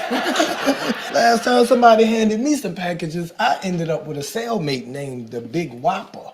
And why do they call him the Big Whopper? You don't want to know. Carlos, what are you doing here? First you assault me with these illegal packages. Now you treat me like an unwanted guest. Because you're an unwanted guest. See, man, that's why I ain't even here for you anyway. Then why are you here? I'm here to celebrate with my little sis. She just got a promotion. What you ain't know? Probably too busy trying to get rid of all these illegal packages. And how do you know about the promotion? Family group chat. What family group chat? Don't worry about it. It's family only, mustache. Call me that one more time. You ain't gonna do nothing? What now? Yeah, what now? Let me answer it. This is not your house. Man, this is my sister crib. Do you know who pays the mortgage here? Oh, what? Hello, I'm Madison with Nanny Corp. Hi, and how may I help you? Hey, Carlos. Hey, sis. Hi, you must be Madison. We Yes. spoke earlier on the phone. Wait, so you already called an agency? Yes, a few. I had a long lunch. Hey, Tom. Madison, please have a seat. Don't mind if I do. How you doing? Excuse me. So, Madison, tell us more about yourself. Yeah, Madison, tell us more about yourself. Well, I got my degree from Spelman College. Girl, you went to Spelman? I went to Spelman. It's a small world, ain't it? Carlos, Spelman is an all-girls school. Oh, I knew that. Please, continue. Well, I taught early education for 5 years right out of college, and I've been with Nanny Corp for about 3. Are you married? Because I don't see a wedding band on that lockdown finger. And I feel like it'll be pretty irresponsible for a married woman to forget our wedding band like that. No, I'm not married, and I have no children, which helps with caring for other people's children. Yeah, that sounds great. So put your number, address, and your cash app in here, and we'll be in contact with you. You know what? Perhaps we should have dinner to discuss your credentials. Ooh, sure. Because I haven't been out to dinner with a man since the voices in my head started speaking to me directly. But I'm sure they won't mind.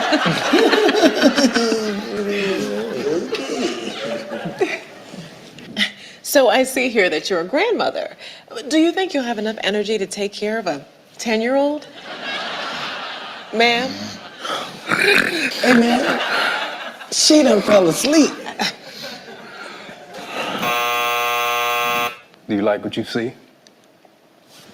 On my resume? Yes. When do I start? No. Next! OMG! Did you see those shoes? How did she get them? Those aren't even out yet. I swear, she is so spoiled. Hold on 1 second. This job does come with a driver, right?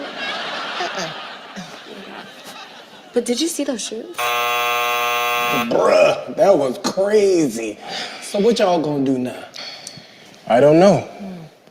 I know what you can do. Go and get Nicholas for us, please. Wow, y'all treat me like I'm the nanny around here. Ooh. Hurry up. Hey, be patient. Eddie Murphy from 48 Hours Mustache. Look. Carlos, Your brother is so disrespectful. Whose house? Nick's house. Sorry, my Mandarin's a little rusty. Nephew, you speak Chinese? I thought you was in here watching Karate Kid or something. Well, the proper terminology is Mandarin, and I understand it better than I can speak it. Excuse me. This is my Uncle Carlos. Uncle Carlos, these are my colleagues. Your colleagues? I'm almost 40 years old and I can't even spell colleagues. I'm late to another meeting. Good day to you all, and to you as well, Mr. Carlos. Good day to you too. Nephew, so you in here translating Chinese for your little friends? Again, it's Mandarin. And why does he assume we need a translator? Is it because we're kids, because we're American, or because we're black? Either way, it's condescending. Look girl, don't walk up on me. You don't know me like that. For your information, Mr. Carlos, I speak and write in 5 different languages fluently. Are you still shocked? If I wasn't a kid, I would put you in your place. Nicholas, va te trouver ce pseudo-intellectuel. Look girl, I don't know what you just said, but you better watch your mouth, because I give out spankings in 5 different languages. Don't let him frustrate you. It's just his generation. My generation? Tony! You better come get these kids. Y'all must don't know I'm fluent in Whoopanese. That's one of my languages. It's okay, Mr. Carlos. I don't speak Mandarin either. But Janae, you're fluent in Spanish. I need to finish my thesis on thermonuclear fusion, and I don't want to miss the season finale of Spider-Man. Meeting adjourned. Yeah. Meeting adjourned. Little big brains. Get out of here. Yeah. Don't let me catch y'all on the street either. You can catch me right now. Hey. Nick, your little friend's a little too smart for y'all on good. Well, actually, there's no such thing as being too smart. You got a lot to learn, nephew. But if I've got to learn, then won't I run the risk of being too smart by your logic? I don't know, boy. Just go on upstairs. Your mama wants you.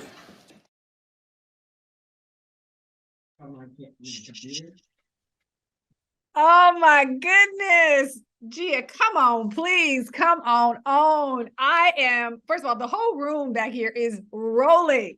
And I am so glad we have the opportunity to not only feature you, but close out our telethon as we get into the final hours, because Gia, this is magic. It's magic. And I want to make sure that we articulate again that we support not only filmmakers, we support television content, we support projects that have multi-series components, and Nick's house is just mwah, mwah. So please come off mute. I want to make sure that we give you a platform.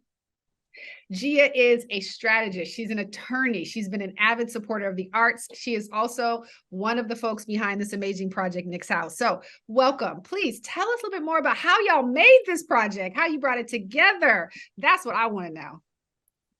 It was even me watching it just now, and I think this is true of all producers, when you go back and you see the finished project and you remember where you were in the room, what that moment was like, as beautiful as it is to look at there, remembering being in those moments and seeing the magic happen, after, like many of the creators that have been here tonight with you, who I've thoroughly loved and enjoyed so much. This is such a love letter to who we are.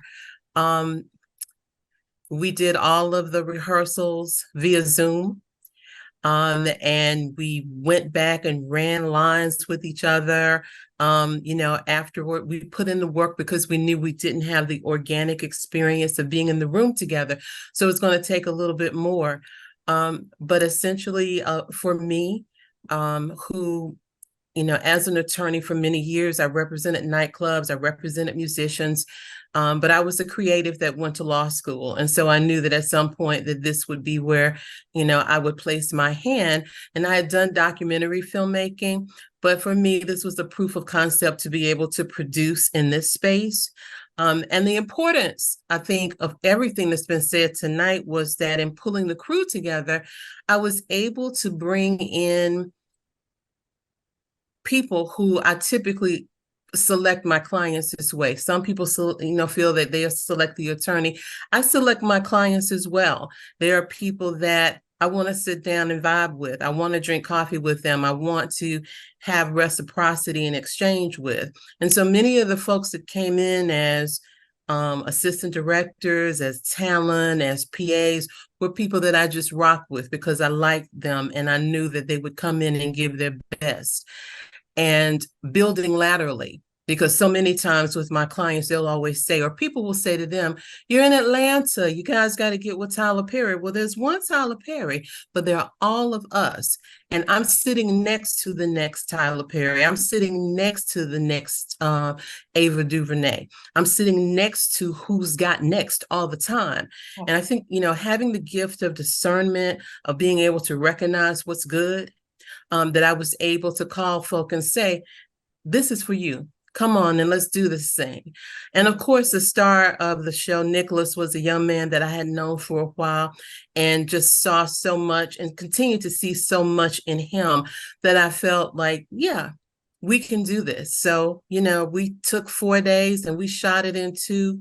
And that's what you see when the love and the energy and the magic happen. That's what you have. Good content, great script, great creator, just, love all around it.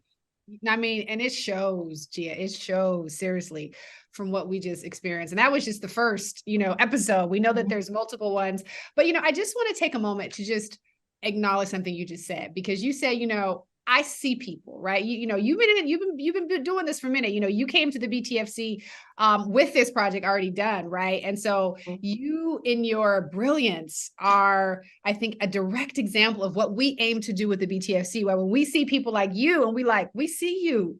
Wait, no, she knows how to find the talent. She knows how to pull it all together. How can we help you do what you do so magically, so magnificently better? So tell us a little bit about how you came to the BTFC, what your experiences has been with our organization, since bringing obviously Nick's House to the fold.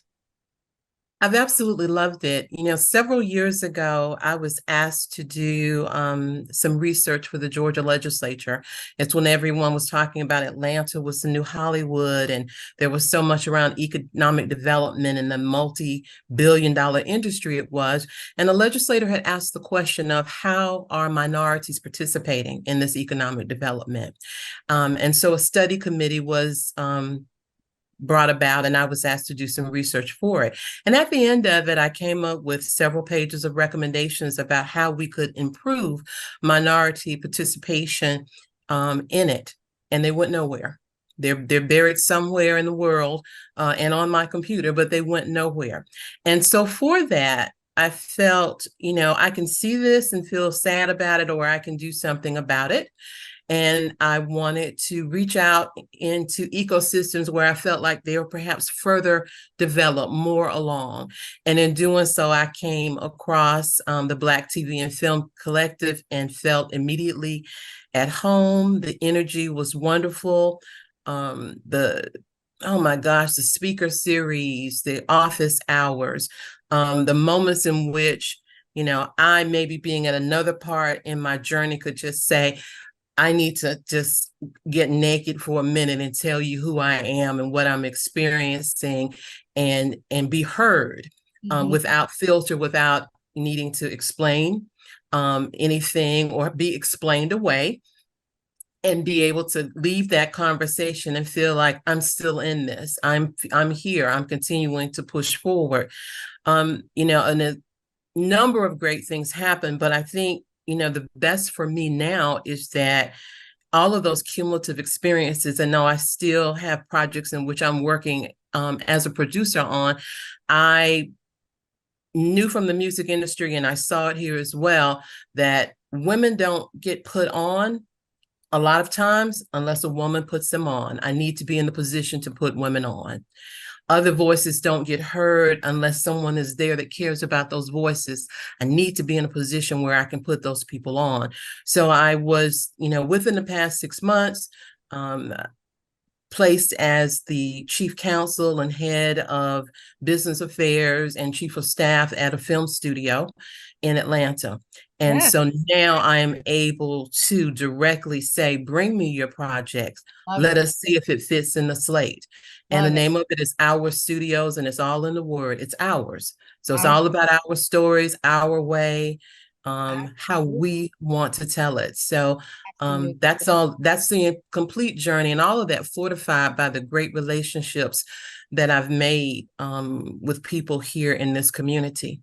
Absolutely. Listen, Gia, thank you so much. And I just want to shout you out because you are in the ATL. You know, we are activating our localized strategy. So we are coming to make sure that the BTFC is present. We're going to partner with you to make sure that we are elevating and amplifying what you're working on with our films.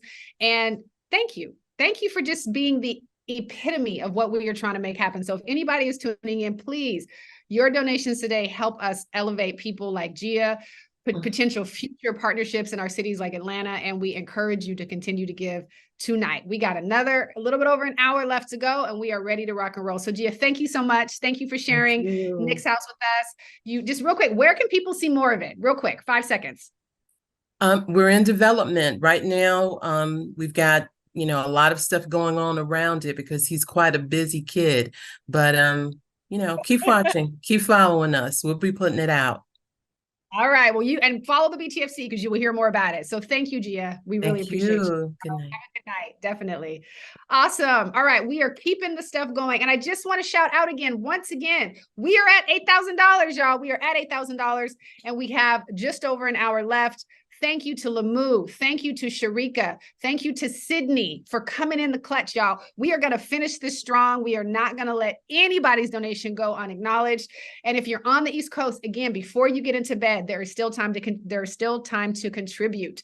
So your donation counts as double today. So please do not go to bed without taking a minute to text BTFC 53-55. Text BTFC to 53-555. All right. Okay. We're going to move into our next amazing project, which is called Shani by Damon. I'm not going to pronounce his last name, y'all. I'm going to let him come on, but it starts with the C. Damon C. Is getting late in the hours, but without further ado, Shani.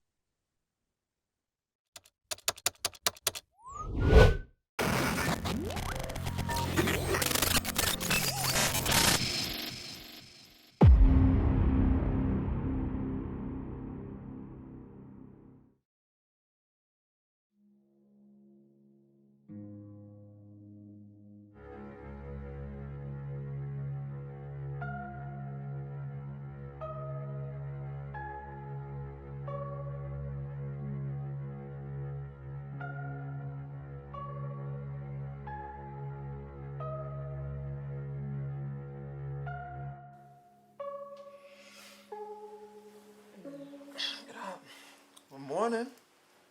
Good morning, baby. Birthday girl. All right. Yes, it's my birthday. $2 for the birthday girl. All right. Say that for later. You know what? Why you gotta... Whatever. Nah, So, we got plans. I have plans all the day. So we're going to go to breakfast, okay? We're going to go to Kiki's for breakfast. Yeah, and then you're going to take me shopping, right? Because we're going to go... I want to go out of town. So we're going to go to the King of Prussia Mall. See, but you ain't planning all of this ahead of time. You know, I gotta go into work today. What do you... It's my birthday. You can't go into work. Look, I told you No. that You can't... That's not gonna work for me. You can't go to work on my birthday. Baby, this look. is my birthday. It comes once a year. Nadine, I know this. But Do I got you really? called in. I got called. What you want me to do? I got called in. I told you we was gonna do dinner. That was gonna be us. You was supposed to do whatever dinner with your girls. Dinner where? Where are we going to dinner? Don't worry about where we going to dinner. Just know I got us reservations. I want you to look sexy. Okay, bet. Yeah, of course. It's your birthday, baby. Chill. I'm gonna let you go to work. Oh, you gonna let me go to work? Yes, emphasis on the let. I'm going back to sleep for a few hours. All right. Yep. Just make sure you look sexy for me. 2 times for the birthday girl. Mm-hmm.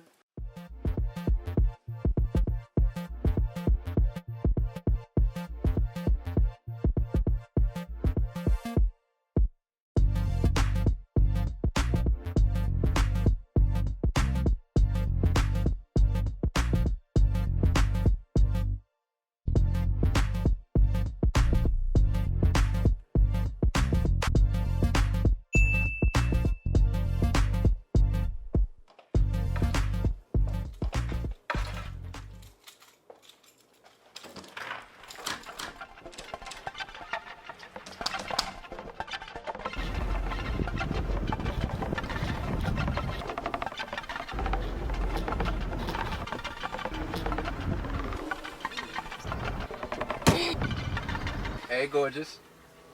Hey. What's up with you? What's up with you? You took forever. Come on, you not happy to see me? You took forever. What took you so long? Like, we're supposed to have... I'm just waiting. I'm texting you. Come on, yo. You know it's her birthday. So? Alright, But we had plans. And we still got plans. That's why I'm here, right? Come Yeah, on. but oh, hold up. Did you kiss her? Come on, you know my situation. Okay, yeah, I know your situation. Did you kiss her? You're not answering the question. Look, I'm here now, right? Come on, let's just go out and enjoy ourselves. You know you gotta make it up to me. Yeah, we'll see. We'll see. Yeah, we gonna see. No, we're not gonna see. Say you're gonna make it up to me. Yeah, of course, I got you. You already know. I know. And you know better. Let's do this. Come on, let's go. Let's get up out of here. I'm hungry. Me too.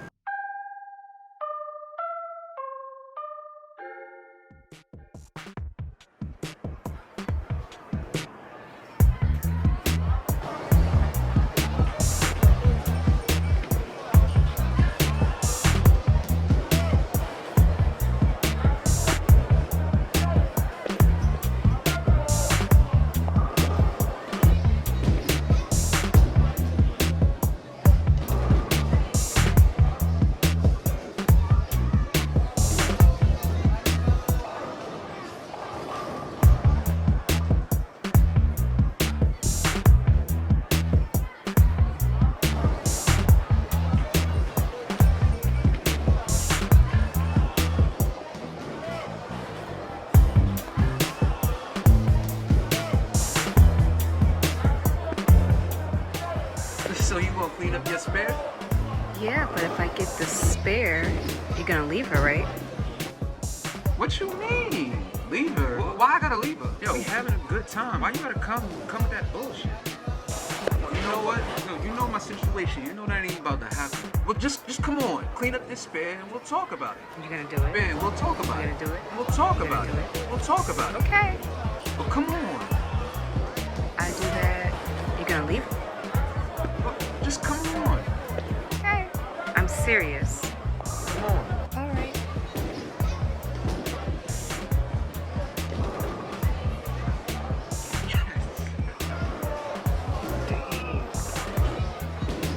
I mean, you can still leave her though. I'ma just go. No. My turn. Ooh. Okay, well, if you don't make like the strike, then you got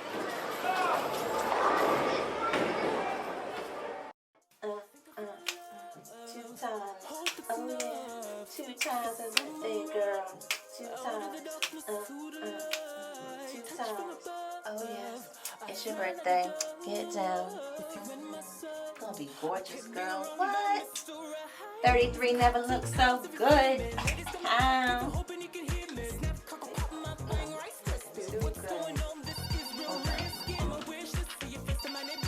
Hello? Hey! Yes, you know the vibes. Where am I supposed to meet you? Okay.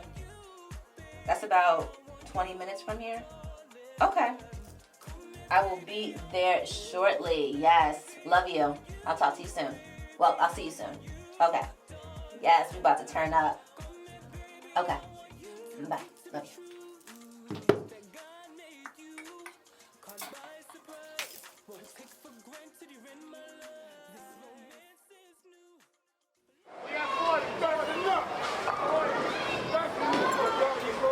What happened with the food? I don't know. You know what? You go ahead and bowl, and I'll go check. All right.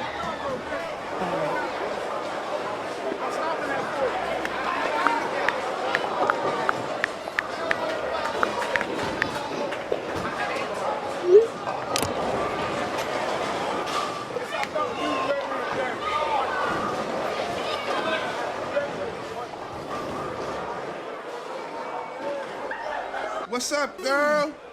Oh, hey! What up, what up, what up, what up? How are you? Okay, I see you. You out here black firing, I see you. Fire, fire. You ain't bowling? Oh, no, just chilling. Watching everybody else. Eating my little curly fries. Those curly fries are good too. Oh, hey! Hi. I'm seeing everybody today. Okay, excuse me. You got it. Okay. Sorry, guys. I'll talk to you later. Thank you. You good? Bye-bye. Such a gentleman. Such a Bye. gentleman. Bye. We gonna talk. Let's do this a little faster, please. Thank you. You look good, girl. Where you been? Girl, you look good. You look good too. What are you doing here looking all pretty? I mean, I was trying to like dress it up a little bit. I know we're in the bowling alley, but I'm on a date with my boyfriend. Boyfriend. We're not official yet, but we're working on it. Oh, okay. So, can you take a picture of us? Yeah, sure. All right. Okay, some cute, nice ones. Okay, where is he? He's right there. Okay. You know. Okay. I got you, girl. All right, it's good seeing you. Oh, okay, Bye. girl. I got you.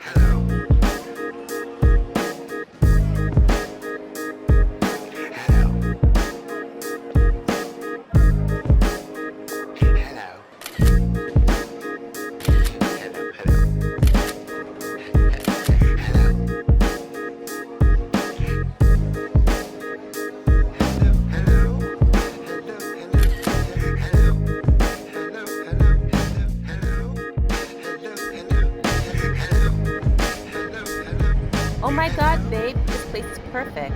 You know I like to surprise you. Well, I mean, it definitely is a surprise. I was supposed to meet someone else here, but I mean, Well, I'm. here I am. Right here, got the prettiest lady in the restaurant, right? Oh, thank you, Happy baby. birthday. Thank you. Of course, yes. of course. Here. I got you something. Oh, you know I love teddy bears. Yeah, Oh. yeah. It's so cute. I'm gonna call him Sean. Yeah? This is Shawnee. You Yes. smell like me too. Mhm. So I missed you when you left for work. Of course. No, but I'm glad that we got to meet up, and yeah, you know, I love you and all. I love you too, baby. You know, and I really wanted to make your birthday special. I didn't want it to be all about me today, because you know. It always usually is. Yeah, but you know, this time around I wanted it to be spectacular, which is why we're here. Hi. Would you like to see our wine menu tonight?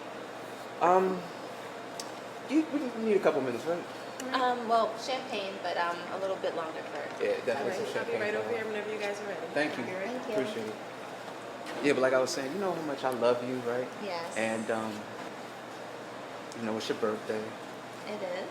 Yes. You know, we've been seeing each other for a long time, and you know, we've been living together for a while too. You know, but And it's been great. I really have enjoyed our couple of months together, living together anyway. I have too, which is why.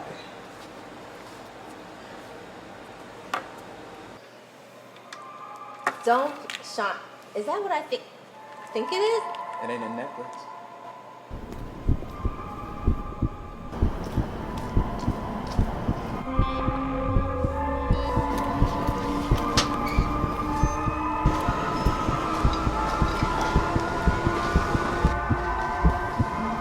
Hey sis, I'm so glad you finally made it. Oh my goodness. Yes. Birthday. Thank you. I have my two favorite people here. Ah, so beautiful. Isn't this nice? And It you were is. part of this? I guess in some ways. Okay, awesome. So what do we have here? What's You gave this? me a beautiful bear. We're engaged, girl. Oh my we God. What do you mean we? Yes, we are. Yes, me Stop and him playing, are. bro. Yeah. But I'm so excited. Oh my goodness, we're gonna have like maybe a June wedding. Oh my goodness, that'd be so beautiful. Are we? It would be nice. Girl, why you keep on saying we? Because I think that would be nice for us. Don't you think so, Sean? What? Oh, I don't know what Why? you talking about. Nadine, Is this? come on, it's your Wait, birthday, is this baby. Like, I think I might need this. What do you mean? That's why is she too messing with Sean? What's going on? Baby, I don't know what she's talking This is about. ours too, right? Why does she keep on 'Cause picking you're up my ours. stuff? Right. Sis, what's going on? Because I'm really confused right Nah, now. baby, don't even listen to her. Come on, what you doing? What do you Stop mean playing. This is ours. I mean, it could be ours. It could be mine. This is my birthday. Please, one of you tell me what the hell is going on. I mean, we were kicking it earlier, like, you know. Hey, come on, don't even listen to her. What do you Come mean on, you're nah. kicking it? It's Like, nobody, you nah, were it wasn't kicking nothing. Wasn't nobody kicking Excuse shit. me? We're at the bowling alley. Bowling. Baby, come on, you know I don't even bowl like that. You don't bowl. You're doing a good job earlier. Come on, baby, don't listen to her. Like, Baby, you come were on. supposed to be at work. I was at work. I was supposed to meet you. What's this? Who's that? That's your one. That's not your one. Hell no, that ain't me, baby. Come on, you know me. You're wearing the exact same shirt. Same shirt. I'm wearing the exact same shirt. That was today. Baby, What why, the- Laura, why you want to go and do this shit Why are right you now? going to see him? Like, what is that about? Why are you even bringing this shit up? Together. But you're my best friend. She's crazy, baby. Come on, don't listen to Don't her. touch me. What is going on with both of you? Laura, why you even gotta do this shit today? Why? Because why when would you guys do this to you know me? what? I have another gift too. So Baby, come on, shit. Come it's on. for both of you. It's a bundle of joy. What the fuck you mean, bundle of joy? What do you think I mean? I'm pregnant. Hell, get the fuck out of here. You ain't pregnant. Baby, come on. No, baby. Come on, you know how. What you mean, do I know how? Laura, we ain't got shit. Me and you, we ain't never had shit. Oh, okay. That's not what you were saying earlier. No, I was saying something completely different earlier. Oh, okay. But I was still telling you, this is some bullshit. Come on, get the fuck out of here, baby. Come on. That's not you. Baby, come on. That's not you. This ain't got shit to do with me. You know she's crazy. You know this. This is me. I'm your man. Nadine, come on. Baby, come on. Laura, go ahead. Yo, what are you doing? First of all, you can't be mine.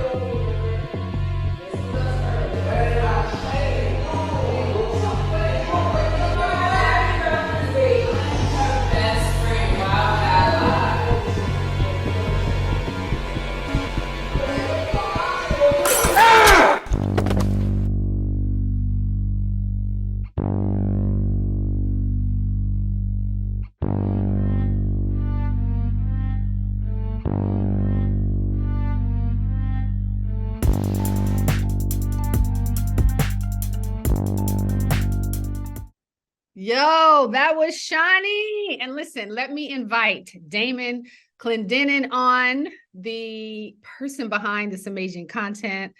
Damon, where you at? We're going to welcome you on to the stage. There he is. Damon, this was so much fun. So I want to give you an opportunity to just introduce yourself to the folks who are coming in strong. We are in the final hour of the telethon, and we are so excited to feature you. So welcome. Tell us about yourself, who you are, what you're doing, the inspiration behind this movie. Thank you for having me. So I'm a filmmaker and a media personality. I'll just give you like the cliff notes. I started out doing music in a past life, and then I picked up a flip cam off of Craigslist for like $20. And I started doing like top 10 videos on pop culture, like whatever was trending at the time. And I started noticing like the videos started going viral. Vlad TV and World Star and a couple other people started posting them. So I said, you know what, let me start taking video production a little seriously. Then I started doing like my own YouTube series, and somebody presented an opportunity to me. And that opportunity was with Fetty Wap and his family. And essentially, that's when I founded my LLC and started taking film production seriously. So yeah, that's pretty much it in a nutshell. I love it. And just real quick, what was the inspiration behind the story? You know, what were you trying to get folks to know, experience, understand about you as a creator from watching this? Listen, let me tell you a secret. So Shawnee actually didn't start out as a film. I was supposed to direct a music video for an artist, and we had like a little treatment. Anyway, the day of the shoot, things transpired and we ended up not doing the video shoot. But I still had the first location, which with the couple in the bed, and I still had extras coming in from like 3 hours away. And I told my team, I said, this will be bad business if I tell them thanks but no thanks. So the extras came. They ended up being the cast members, obviously. We had no script. Everything was improv. And I pretty much told them, I said, listen, these are your roles. This is what we're going to do for the film. I need you to be as consistent as possible once those cameras start rolling.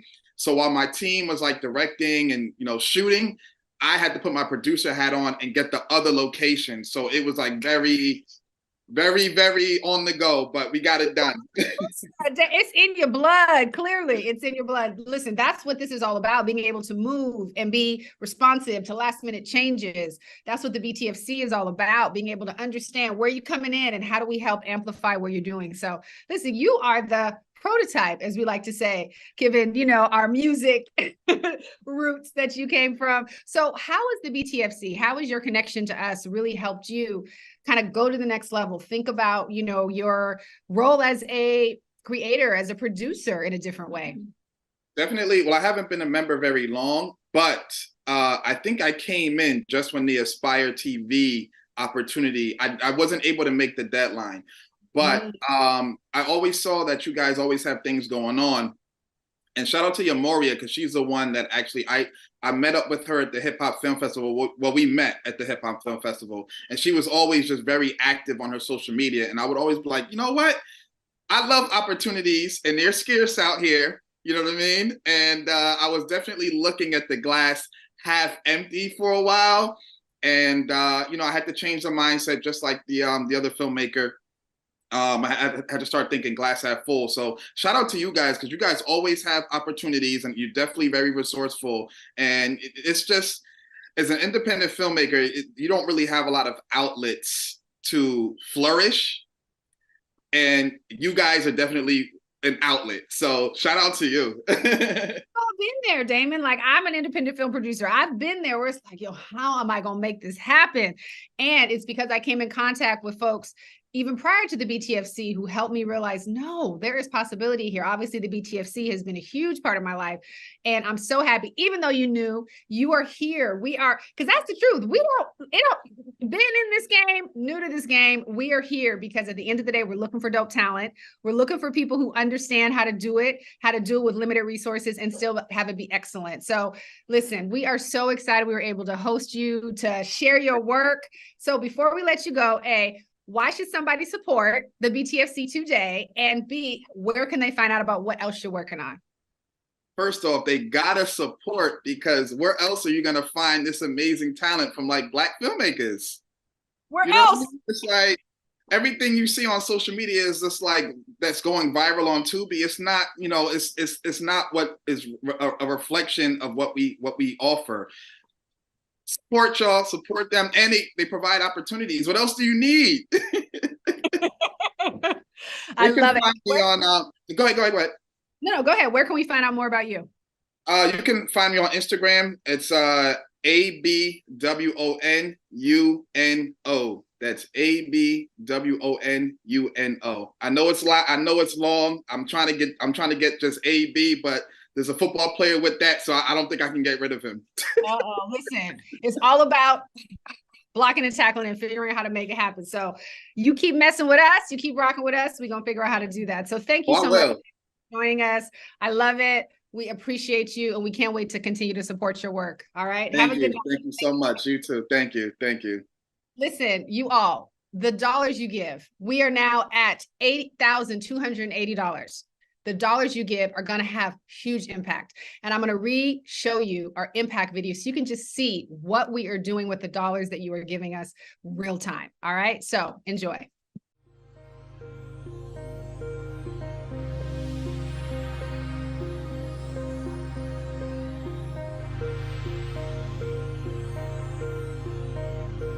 Only 4% on average of key creative positions are held by Black creatives. Yet we make up 14% of the population. In a world where storytelling is the heartbeat of culture, a powerful organization is reshaping the narrative. We are the Black TV and Film Collective, an organization where dreams are not just realized, but amplified.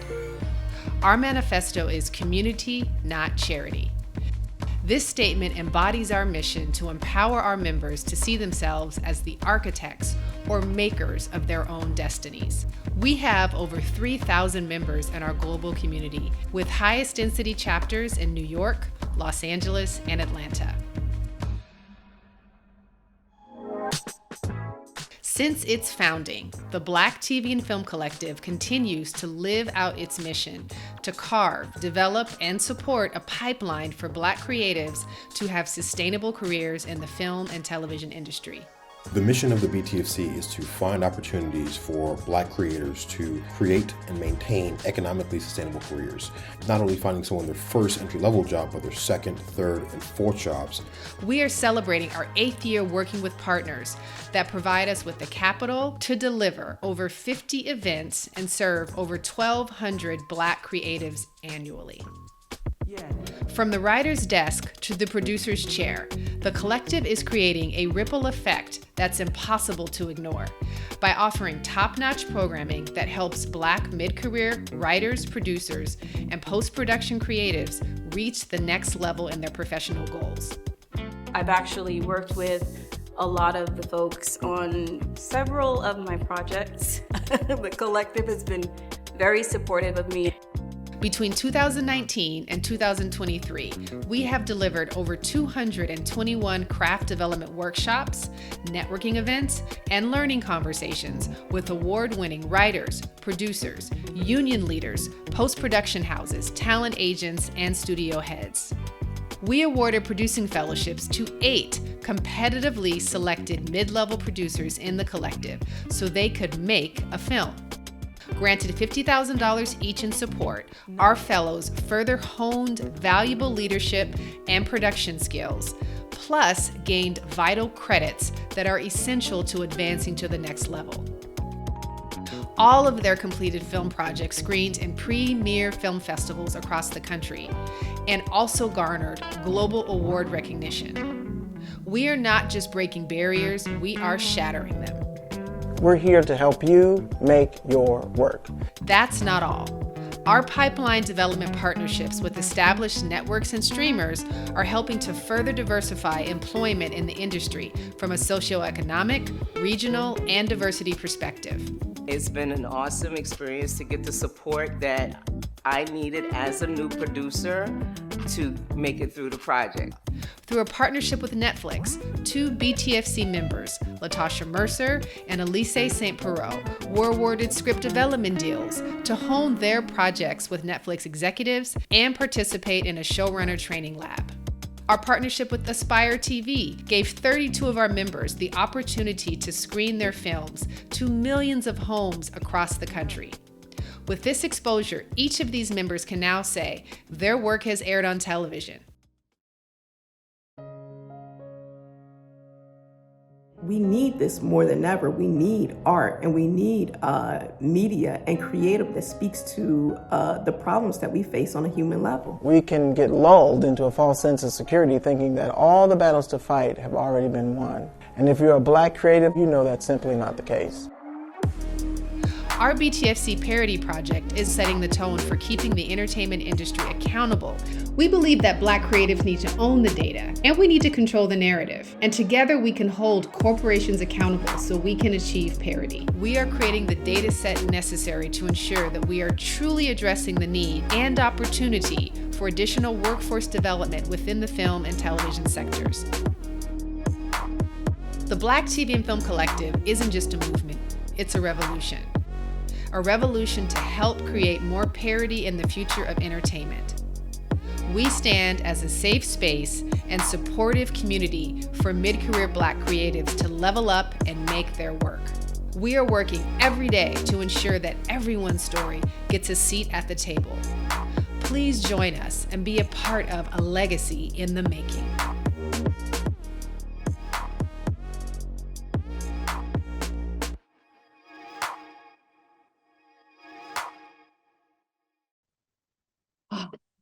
We are in the home stretch. And every time I watch that impact video, I just get even more amped. Like I got energy, y'all. Like we gonna finish this telethon out strong. And I want to bring on my BTFC co-president, Lamu Coker, to give y'all some highlights. You know, we are so excited. We've been going all day and we are still excited to finish strong. So as Lamu joins us, I want to say, hey, we got the sunglasses on. I love it. My money glasses. The money glasses. Lamu, how you feeling?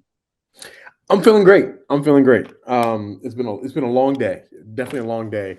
A lot of conversations, a lot of outreach, but so much energy, so much love. It's you know, there's times when you're like, oh, Kibi, we're tired. We're mad, we're frustrated about something.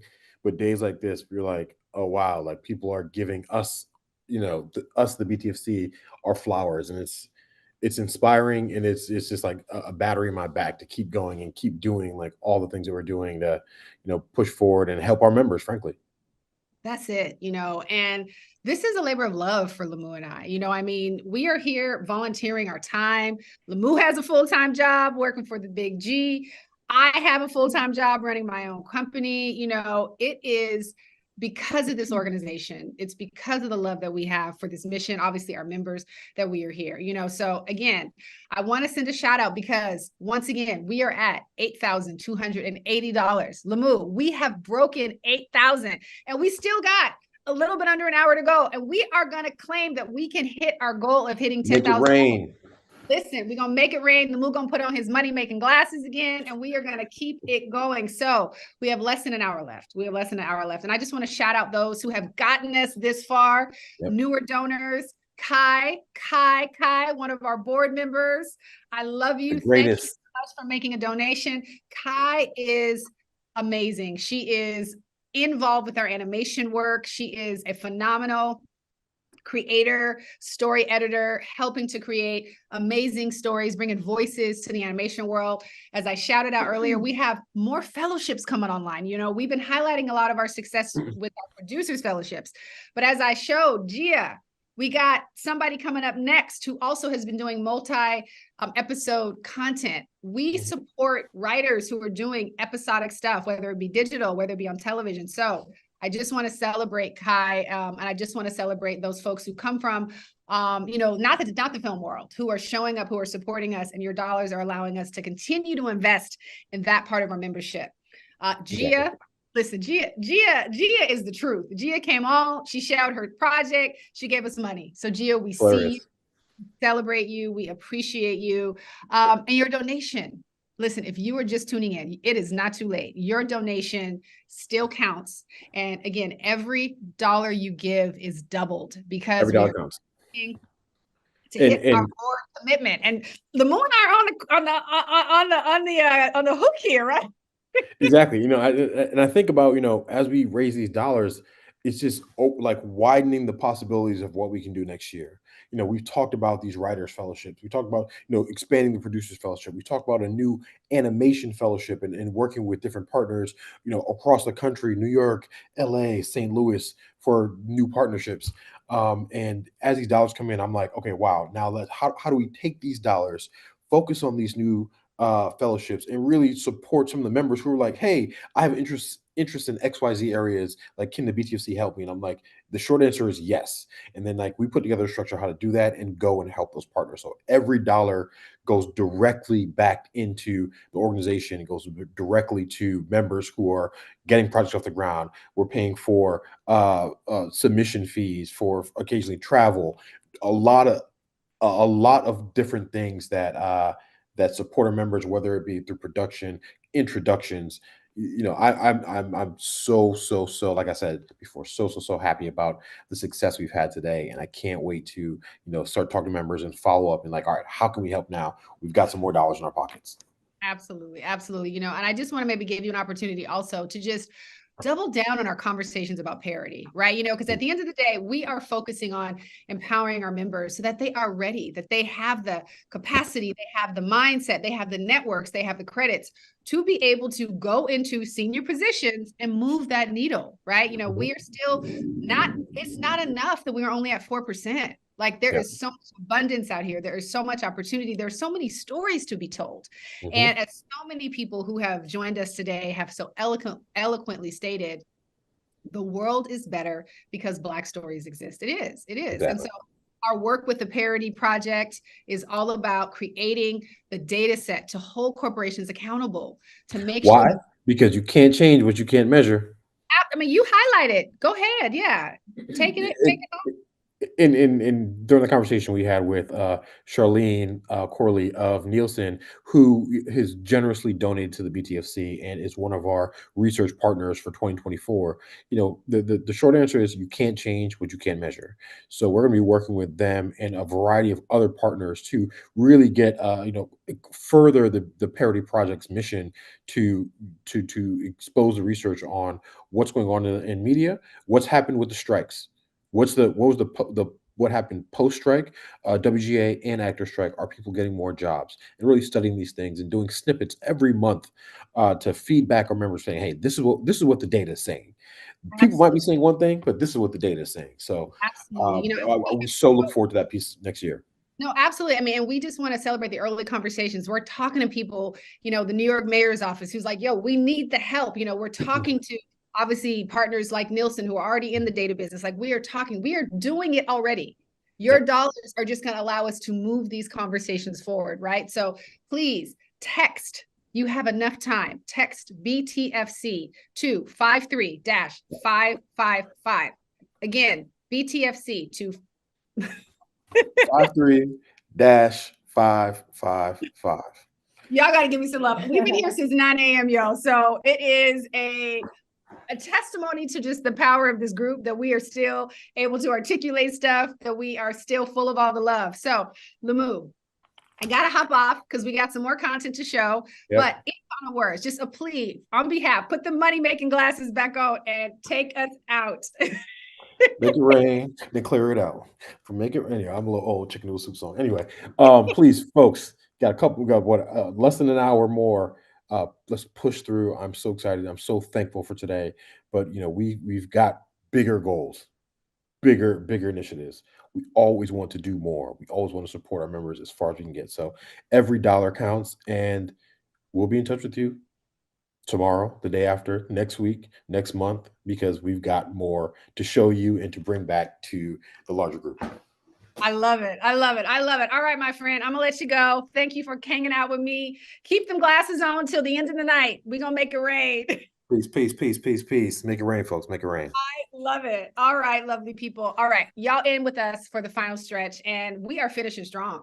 There is nothing substandard. There is nothing less than about these projects. And we are going to bring them to you with just as much energy as if we were starting at 9 a.m. All right. So next up is an amazing series called Losing Hope by Derek Daniel, another one of our BTFC makers. So I am going to bring you all Losing Hope, part 1, and then I'm going to bring Derek up and we're going to finish this conversation. All right.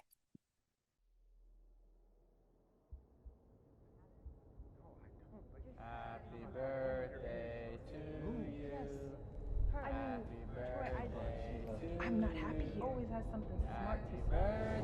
That's why I'm in the mood. You're not happy with us. I guess I finally just said it. Yes, I'm not happy. Not happy. Everything okay, Dad?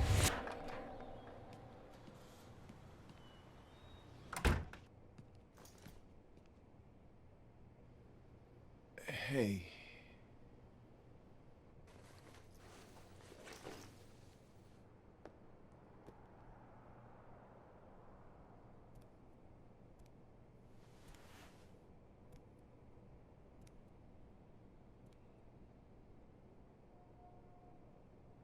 I'm sorry. Do you know how much I care for you? Don't just... Don't cross your mind? Gideon, You said you were willing to spend however long it takes. Look, stop.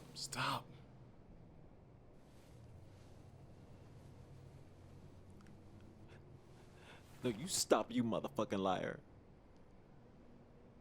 Look, I was afraid.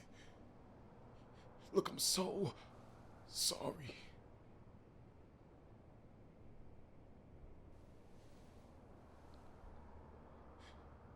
Come on, Gideon.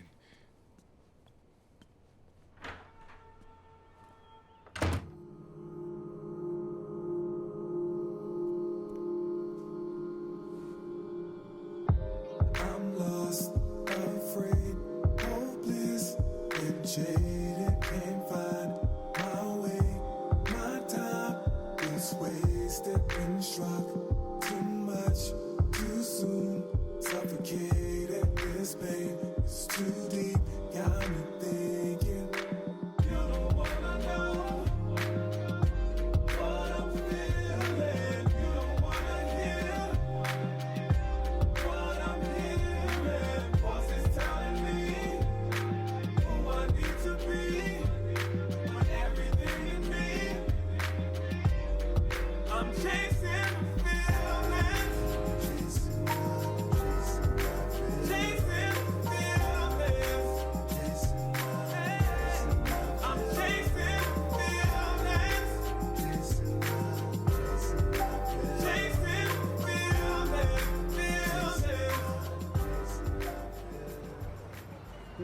ever be prepared to deal with the trauma of sexual assault.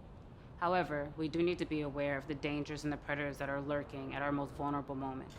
Sexual assault is now at an all-time high. And it's not a black thing, it's not a white thing. It's an epidemic that is affecting men, women, and children across the globe. And as survivors, we suffer. We suffer through pain and shame and guilt, and oftentimes not understanding how to move forward. But we can reclaim our power, we can restore our lives by being bold and being fearless. We owe it to ourselves. You know you're amazing, right? Thank you, so are you. Thank you. Thank you for coming. Yeah, no problem. Appreciate it.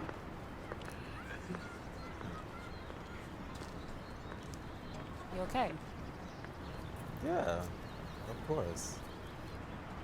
Yeah. Well, I just came to support my bestie.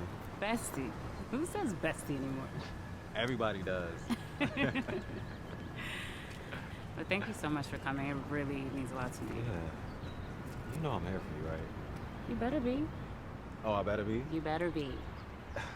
Well, speaking of where I better be, I gotta get back to work. Thank you so much for coming.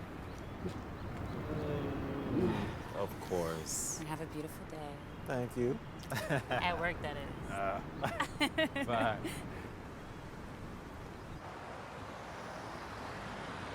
All right, everybody. It's been a great meeting. Thank you so much for your input. It's been real helpful. Yeah. And maybe next month you'll close a deal. Well, maybe you should stop stealing my clients. Hey, I don't need to steal anything, believe me. Oh, look, guys, we're on the same team, okay? Chill. Exactly, Mona. Mona, you closed 4 deals last month and split all of your commission with him. Yeah, and those were my deals. And she can do whatever she wants with it. All right, what's the problem? All right. Hey, everybody. We only have a few minutes left, but I want to recognize someone for their great contributions to our team. Okay? This person, have a seat, demonstrated a passion that's invaluable, and they had the highest sales this quarter. They tend to shy away from the spotlight, but so deserving. So, without further ado, I'd like to present the Quarterly Excellence Award to Gideon Hope.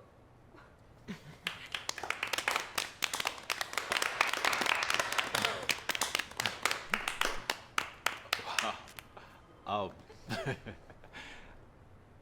I wasn't expecting this. You're such an asset to our agency. Just thank you. Thank you. I'm not sure what to say. You're right, the spotlight is not my favorite place to be, but I'm grateful. Grateful for the opportunity to work for such an amazing agency with such amazing people. So I'm honored. Thank you. All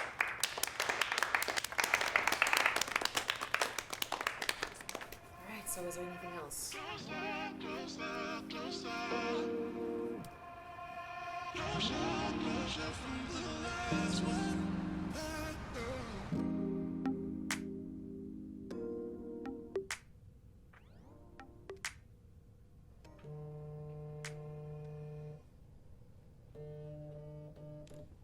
Hey, what's up, Leo?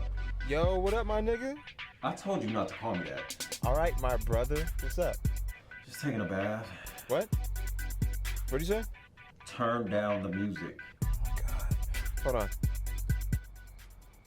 What'd you say? I'm taking a bath. All right, damn, homie. You ain't gotta yell. Whatever, man. Same old Richard, though, huh? You make all that money and you don't do anything with it. I do. I pay my bills. Okay. Yo, I want you to come to Sean with me tonight. Tonight? Yes, tonight. Nah, man. Look, I'm tired and I got a lot of properties to show tomorrow and I hate being tired when I gotta meet with clients, so I'm good. Look, you're too fucking young to be working so hard. Plus, there's somebody I want you to fuck. I mean, meet. Here we go. What? Leo, why you always trying to hook me up with somebody? When was the last time I tried to hook you up? 2 weeks ago, with that overly arrogant asshole Sean. Oh shit, that was 2 weeks ago? Yeah. Look, this guy's different. You'll like him. That's what you said about the guy before Sean. Oh, come on, I'll buy you a drink. Leo, now you know I'll end up paying for my drink and yours. But how old is this guy anyway? Okay, see? You are interested. All right. Look, I'm only going for the drink. All right, cool. I'll come pick you up. No, no, I'll meet you there. That way, I can leave whenever I'm ready to. Oh my gosh, you're such a control freak. All right, hit me up when you get there. All right. Cool. Later. Bye.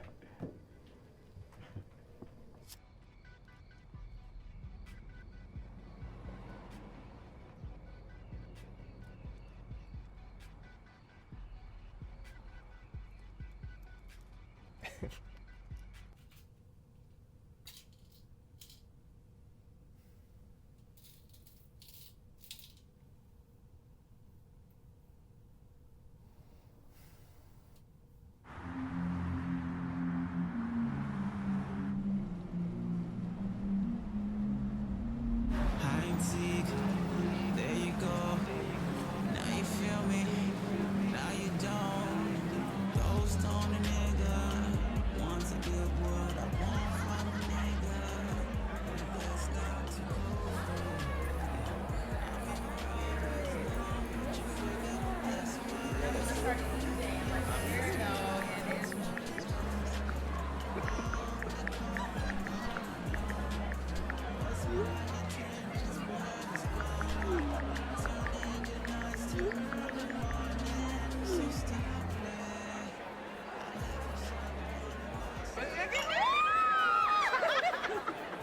There you go.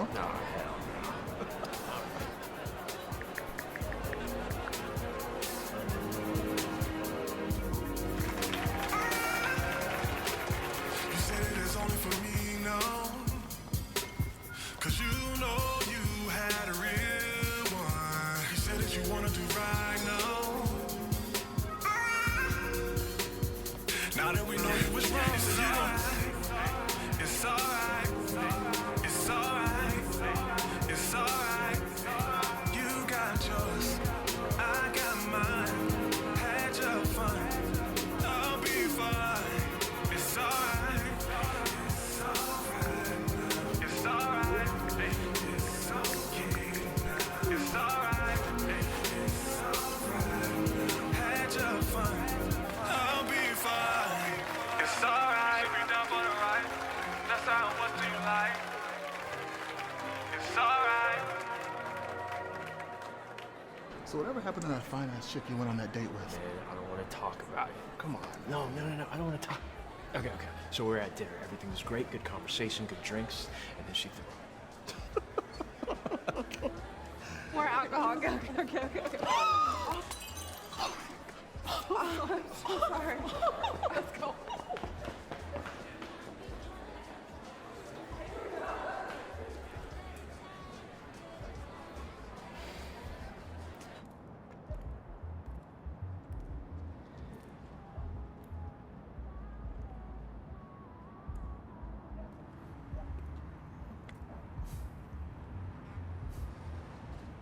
Hey. Hey. Beautiful night. Yeah, well, it started that way. Well, it could still end that way. No. I'm saying it's a beautiful night. The spot's cool. The vibe is dope. And you're here. You only die once. You only live once? No. You only die once. You live every day you wake up.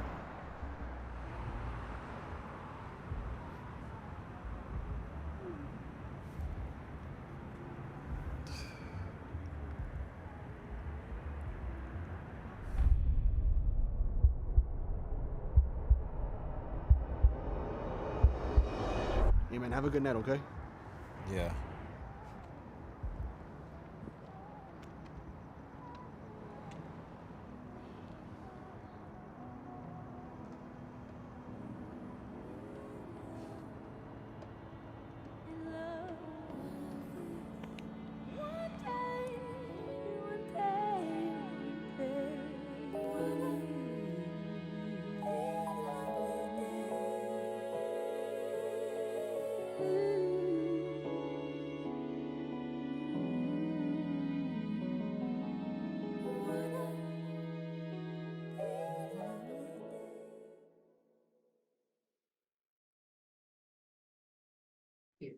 Oh, so glad you were able to experience that film.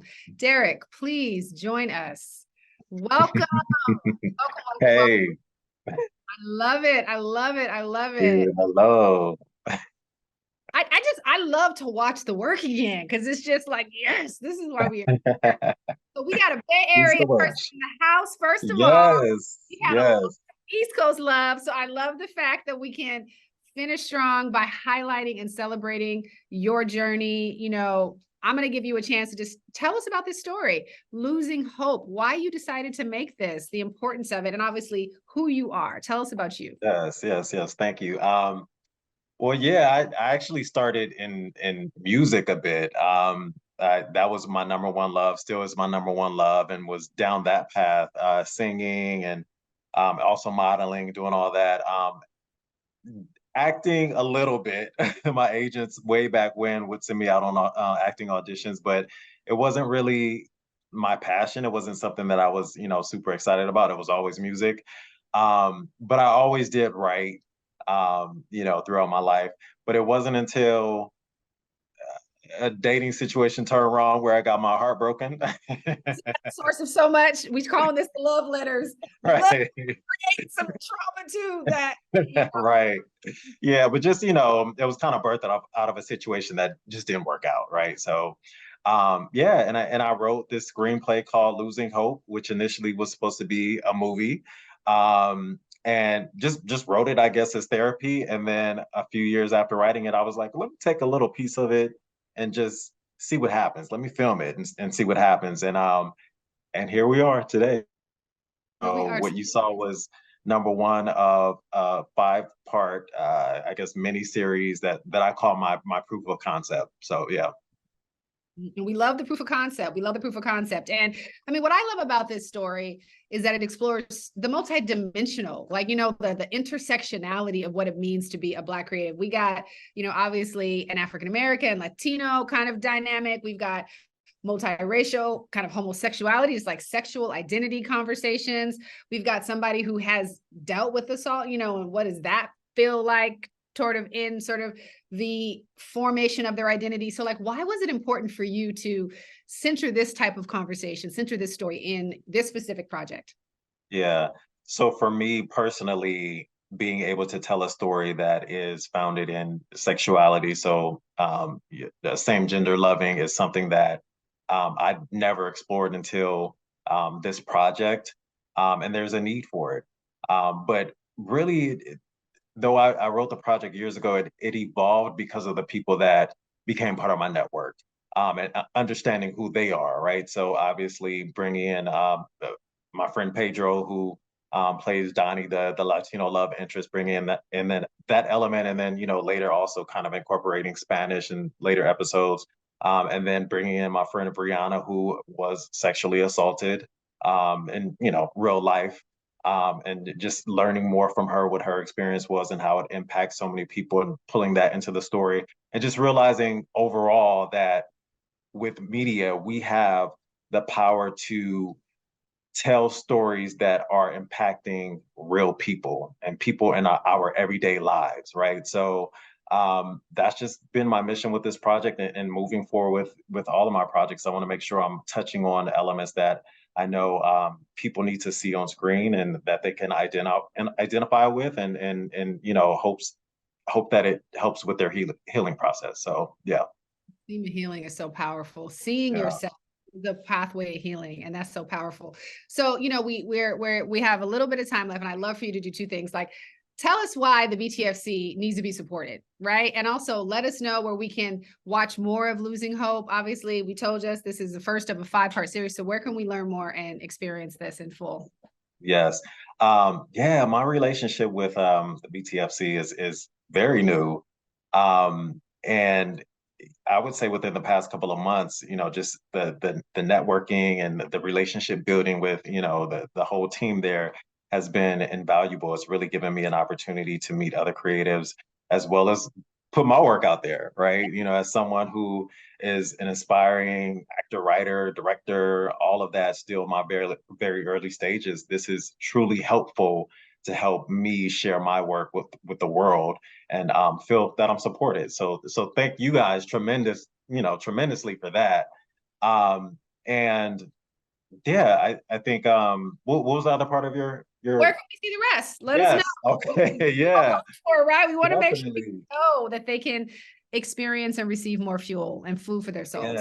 Yeah. Follow me or follow us. You can watch the other 4 episodes on YouTube.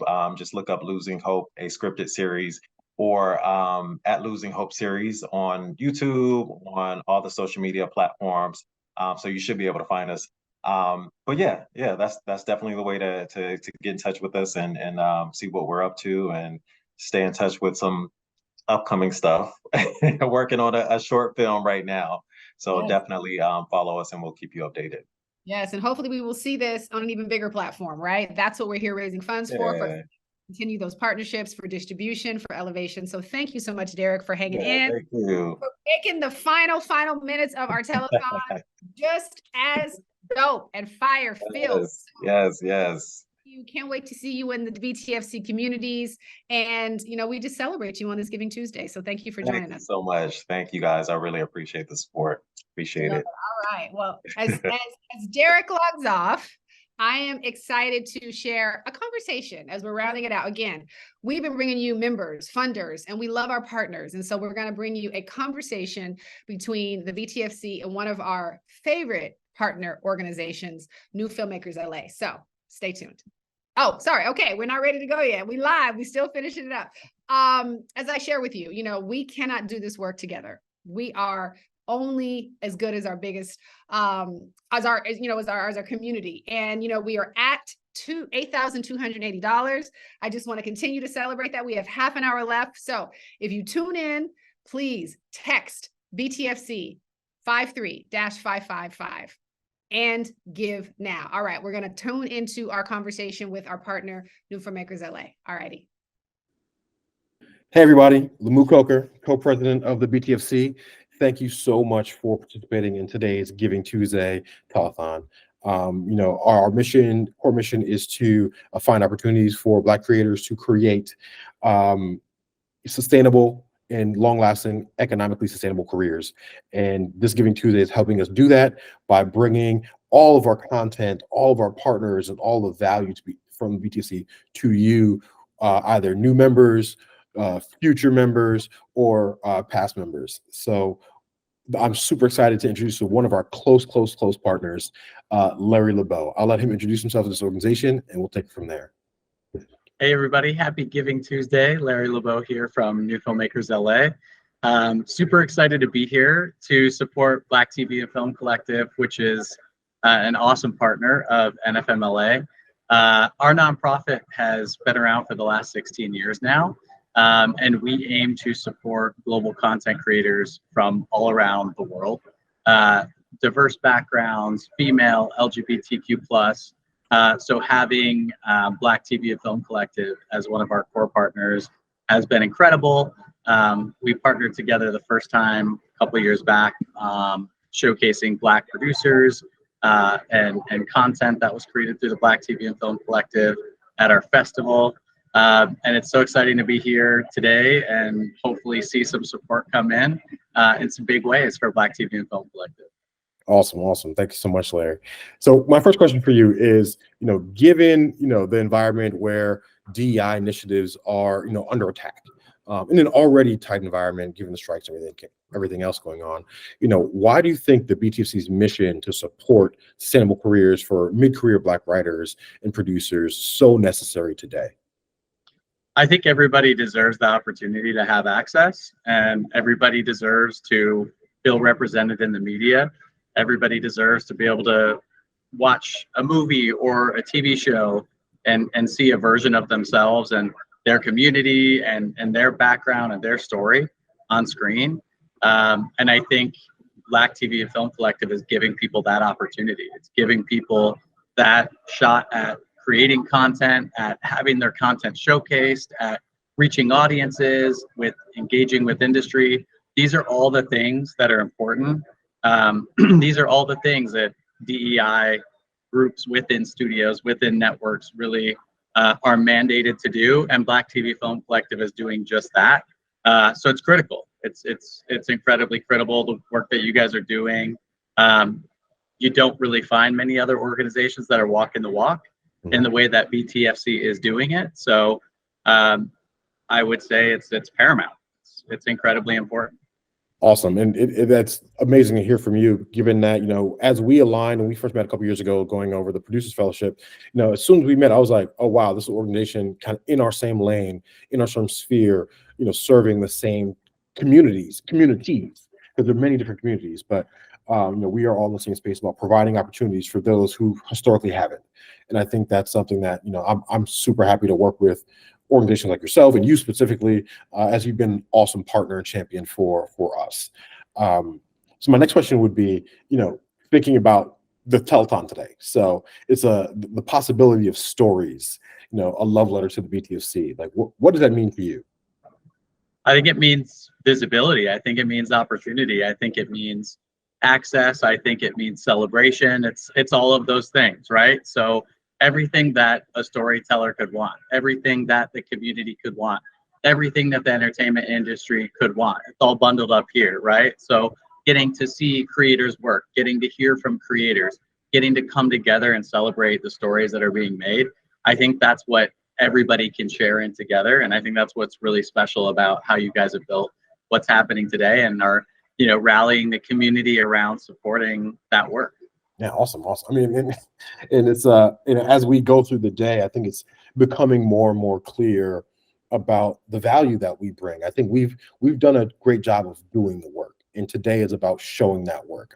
I believe in the quote, the heart can't feel what the eyes can't see. So we've been doing that hard work, but we need to show it to folks for them to understand kind of what the true value is and how we work with partners. So my last question is, why should someone watching today support the BTFC? And you've kind of gone over this, but we want to get that clarified. I think because you guys are a primarily volunteer-led organization that's out there blazing trails, out there giving people opportunities, opening up doors, knocking on doors, not taking no for an answer, helping people get their work made. There's not many organizations that are doing that work. And I think BTFC is doing it in a huge way. So I would say give $1, give $2, give $10, give $100, give what you can. Because look, at the end of the day, this is changing the game. The work that you guys are doing, whether it's helping a filmmaker bring their work to a festival, helping them to fund their work, helping them to cast their work, helping them to get in the room to somebody in the industry that they otherwise wouldn't have access to, that is changing the game. And so I think by funding BTFC, if you're somebody who cares about representation in media, if you're somebody who cares about what maybe your son or your daughter or your family is going to consume in media, and you want to see people of all different backgrounds represented on screen, this is it. This is the opportunity to do that. And I know from New Filmmakers LA, we're excited to continue partnering with BTFC. So you have a home within our home, and we want to do everything we can to support BTFC. And I hope that the community at large, everybody also wants to join in that support. Amazing. Thank you so much for that, Larry. That really means a lot. I think to your point about legacy, we're trying to pave the road so that those behind us have a smoother path to kind of creating careers and just, being the makers that they want to be, continuing with their childlike dreams through a career potentially. So I truly appreciate the feedback, Larry. So everyone, Larry LeBeau, New Filmmakers LA, an amazing partner of the BTFC for some time now. Thank you so much, Larry. I truly appreciate this. And for everyone watching, we've got a full day of content continuing. Please continue to share these links, to share on your socials, through your emails, the value of the BTFC through what we're doing today at the telethon. We think we can impact a lot more people, and we're just super excited to bring this to the masses. So thank you so much, and I will see the rest of you later today. Thanks, Larry. Have a great one. Bye. We love Larry. We love New Filmmakers LA. Again, our partners are amazing. And again, we cannot do this without them. We cannot do this telethon without you. We are in the final 4 minutes left, and we are going to fill this 4 minutes with one of our most talented, most amazing members. And not only is he amazing, he's here, y'all. Like, he's in the room. And I'm so excited to be able to end the telethon with a celebration of his talent, because he has been here. He has been in the trenches, helping to produce this, making everybody look good, the lights, the camera. So without any further ado, our final piece of content for the night is going to be a selection of sketches from the amazing, the absolutely hilarious Kilo the Genius Child Martin. So I'm going to introduce his piece. We're going to watch it, and then I'm going to come back and we're going to have a conversation to close out this absolutely amazing day strong. All right. We're still taking dollars. So if you are tuning in, text BTFC to 53-555. We're going to close out strong. Let's make sure we get another donation within the next 5 minutes. All right. Kilo the Genius Child up next.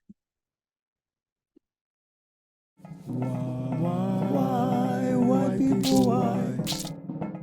This is Don Lemon reporting live from my friend's beach house. I'm cruising down the boulevard, the Commons or Central Park or any old park in Middle America, you get it. House music is blasting from my Bluetooth, and all of a sudden it happens. Somebody breaks the mood with "On Your Left." I look around and my cruising space is colonized by the white man. So, may I ask, white people, why do you love saying "on your left"? Not "excuse me" or "hey sir" with the beautiful brown cakes I've been indulging in. I need to move in front so I don't end my marriage trying to wife your fine chocolate ass. In my 57 and a half years on this planet, I have never once heard a brother tell me, "on your left." You know why? They just cruise past. We got this thing called nonverbal communication. White man, don't call to Don Lemon when he's cruising. Make it a vibe or something. I know you're on my left, you're on my right, your privilege is everywhere. This has been a Don Lemon experience. Yet another segment of why white people.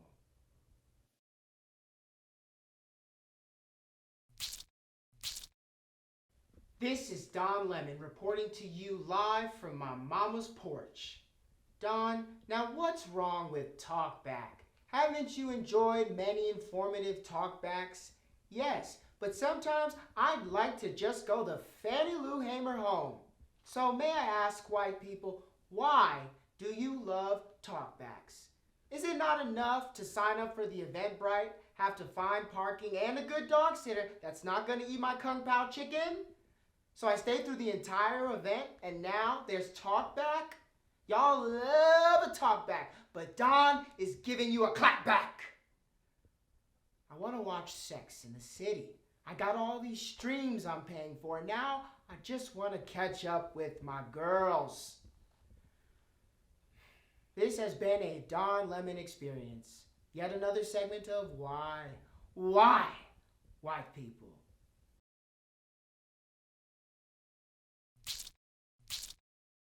This is Don Lemon reporting live from my basement in Long Island.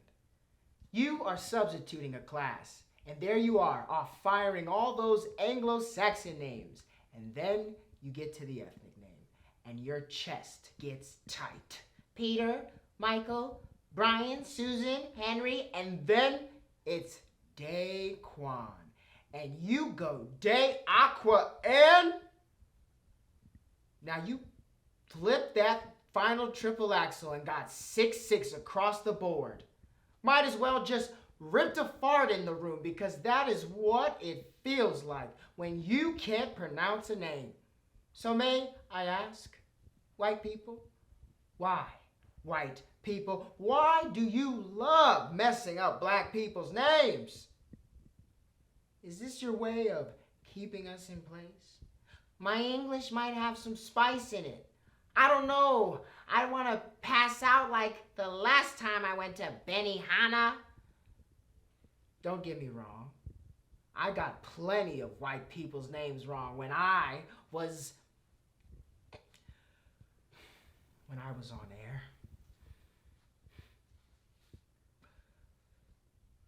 This has been a Don Lemon experience. Yet another segment of why white people. We are literally on the ground. Listen, ladies and gentlemen, Kilo the Genius Child. Yo, please. Can we just give it up? Can we just give it up? We got the freaking people in the back, man, like, ah! Kilo, welcome. Thank you. Thank you for having me. Yeah. Such an honor to be here. We were so excited to close the evening out with Kilo, not only because this stuff is hilarious, obviously, now it's an opportunity, I think, for us to also just showcase the diversity. We're talking about late night, stand-up comedy. Again, writers are covering all kinds of genres. So excited to be able to just showcase you a little bit of that. At the same time, Kilo has been holding us down all day, right? So it's so great to be able to actually give love and give the stage to someone who has given his blood, sweat, and tears to us all day today. But obviously you are a big supporter of the BTFC. So tell us about you. Tell us about your journey to the BTFC, and literally, please show us some love about Don. Like, I'm still over here laughing. I mean, I'm sitting here and you've been here all day and I'm already sweating. I don't know how you do this. Woo! But no, that started from the pandemic. But my involvement with the BTFC, I'm like BTFC's little baby brother. I was mad. I was in New York. You know, no one's like not being seen, not being heard. I started just taking classes, and it was Pia Glenn's late night writing class. And she's like, I write comedy and I make a lot of money. And I was like, that's what I want to do. She invited us to a set of the Opposition Comedy Central show, and I was hooked. And then from the pandemic, moving to LA, it was a calling to say, where can I serve? Where can I help? And I needed some professional development experience. So that's when I said, hey, I'll volunteer. What do y'all need me to do? And I was, 3 years ago? That was just slow. I love it. Slow. Yes. So then from that, and then just being inspired from the community and seeing how everyone made their work, make your work, and how it heals us. That's what started doing sketches online and doing home quarantine shows, having just Zooms like this with all my family in there and 70 plus people. I'm sure literally bowled over with their bellies, holding their bellies, because it's so freaking funny. Seriously, yeah. And I just want to shout Kilo out because he is, to me, one of the more beautiful examples of somebody who, you know, connected with us in New York, was moving to a new city, obviously big dreams. I'm coming to LA. This is where a lot of late night is, obviously hosted, and came here and was like, I need help, right? I don't really know anybody. What do I do here? And I know you and I connected specifically. He reached out and I was like, yo, we're going to get you connected here on the BTFC in LA. And so that is just one of the beautiful parts of why our global strategy, our localization strategy, us having people here in New York, obviously, and Atlanta is important. So like, what did it mean to be able to connect with a community here? Man, it was everything. And especially in LA, where it's very hard to just walk down the street and connect with people on a level that you want to be seen, and also not feel like you're competing against people. Like I really needed spaces to be vulnerable, to be soft. Yeah. So that's what the BTFC allowed me to do. I love it. I love it. And you are just you're such a gift. I mean, Kilo is someone who exudes love. I just feel like every time we see Kilo, it's like my heart, I'm struggling, y'all, but it's just how he, it's just how he shows up in the world. And so we are so grateful to you, Kilo, for just obviously gifting us with your content for us to screen tonight, gifting us with your talent. So listen, you are our final member here who's going to be able to give an appeal before I close this out. Why, for anybody in these final seconds who is interested in supporting the telethon, should they give? You get back 110% of what you give. And giving to the BTFC in particular, I mean, who else is doing programming like this? And it's just so important to amplify and create spaces for Black stories and Black wellness and our, you know, we're already, I feel, yeah, that's it. I'm gonna run it till I say something I regret. So that's the comedy.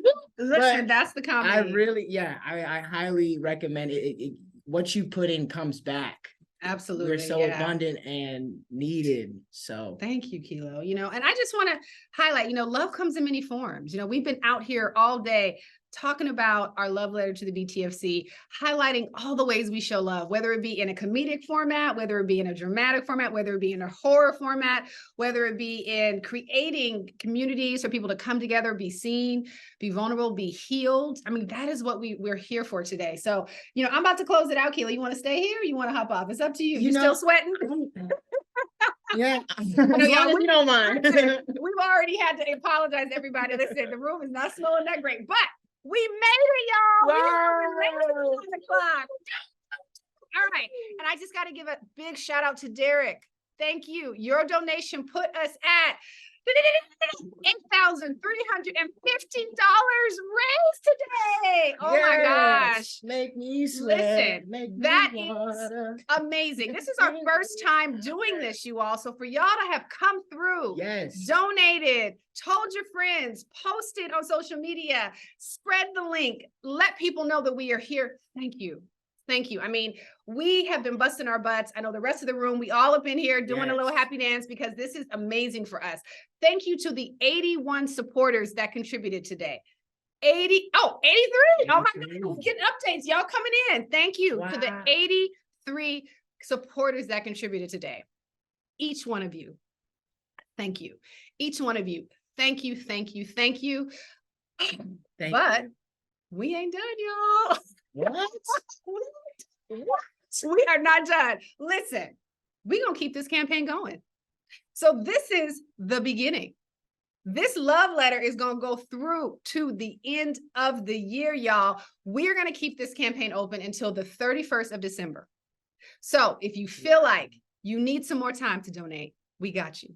If you feel like you might want to rewatch some of this stuff so you can make your decision, we got you. Listen, I'm slobbering. I'm so excited. Listen, we want you to know we still got time for you and your match is still going to be live. So we've got capacity left for us to make sure we max out that 25K donation from our board. So please, y'all got time. Listen, please donate. Spread the word. Share the link. Tell people, text BTFC 53-555 because everything you do is allowing us to amplify our work. Our plans to get our geographic expansion in place, to have localized chapters, our parity project work, right? The data. We are one of the few Black-owned organizations that have declared radical ownership over the data as we share. Who controls the data controls the narrative. That's what's up. And we've talked about how even when we were trying to partner with data organizations to make sure that we had the information, there wasn't as much capacity, there wasn't as much willingness. So make sure you can't change. Remember this, you cannot change what you can't measure. You cannot change what you can't measure. And so that is why we are making a commitment going forward to own this category as a Black-led and founded and nurturing and, you know, just spirited organization. So please, please, please, thank y'all for tuning in. Thank you. We tired, but we still here. Yes. So please, please, please, thank you all. Donate, donate, Yes. donate. Oh, cool. Any final things? Wait, we just... Y'all. I know. Okay, wait, listen, we good. But $8,450 is our final number before we sign off. So I just want to shout out everybody. Eumoria, right over here. Brought it, y'all. Brought it. People have been shouting her out all day. She has been the heartbeat of this organization. She held us down today. Thank you so much. We got Justin over here. And keeping me updated with all the donation information all of y'all have been giving us all night. Obviously, I need to give my love to the Genius Child, Mr. Kilo Martin, for being everything. He got my face beat right. He got the lighting right, y'all. He's been making sure these social media updates, acknowledging you all are coming through. We got some. No, we got now 85, y'all, $8,475. Should I just keep? Okay, let me just do a little bit more because Yeah, y'all do a clearly little bit, do a are little. tuning in. Y'all are tuning in. Do a You are little. seeing the impact.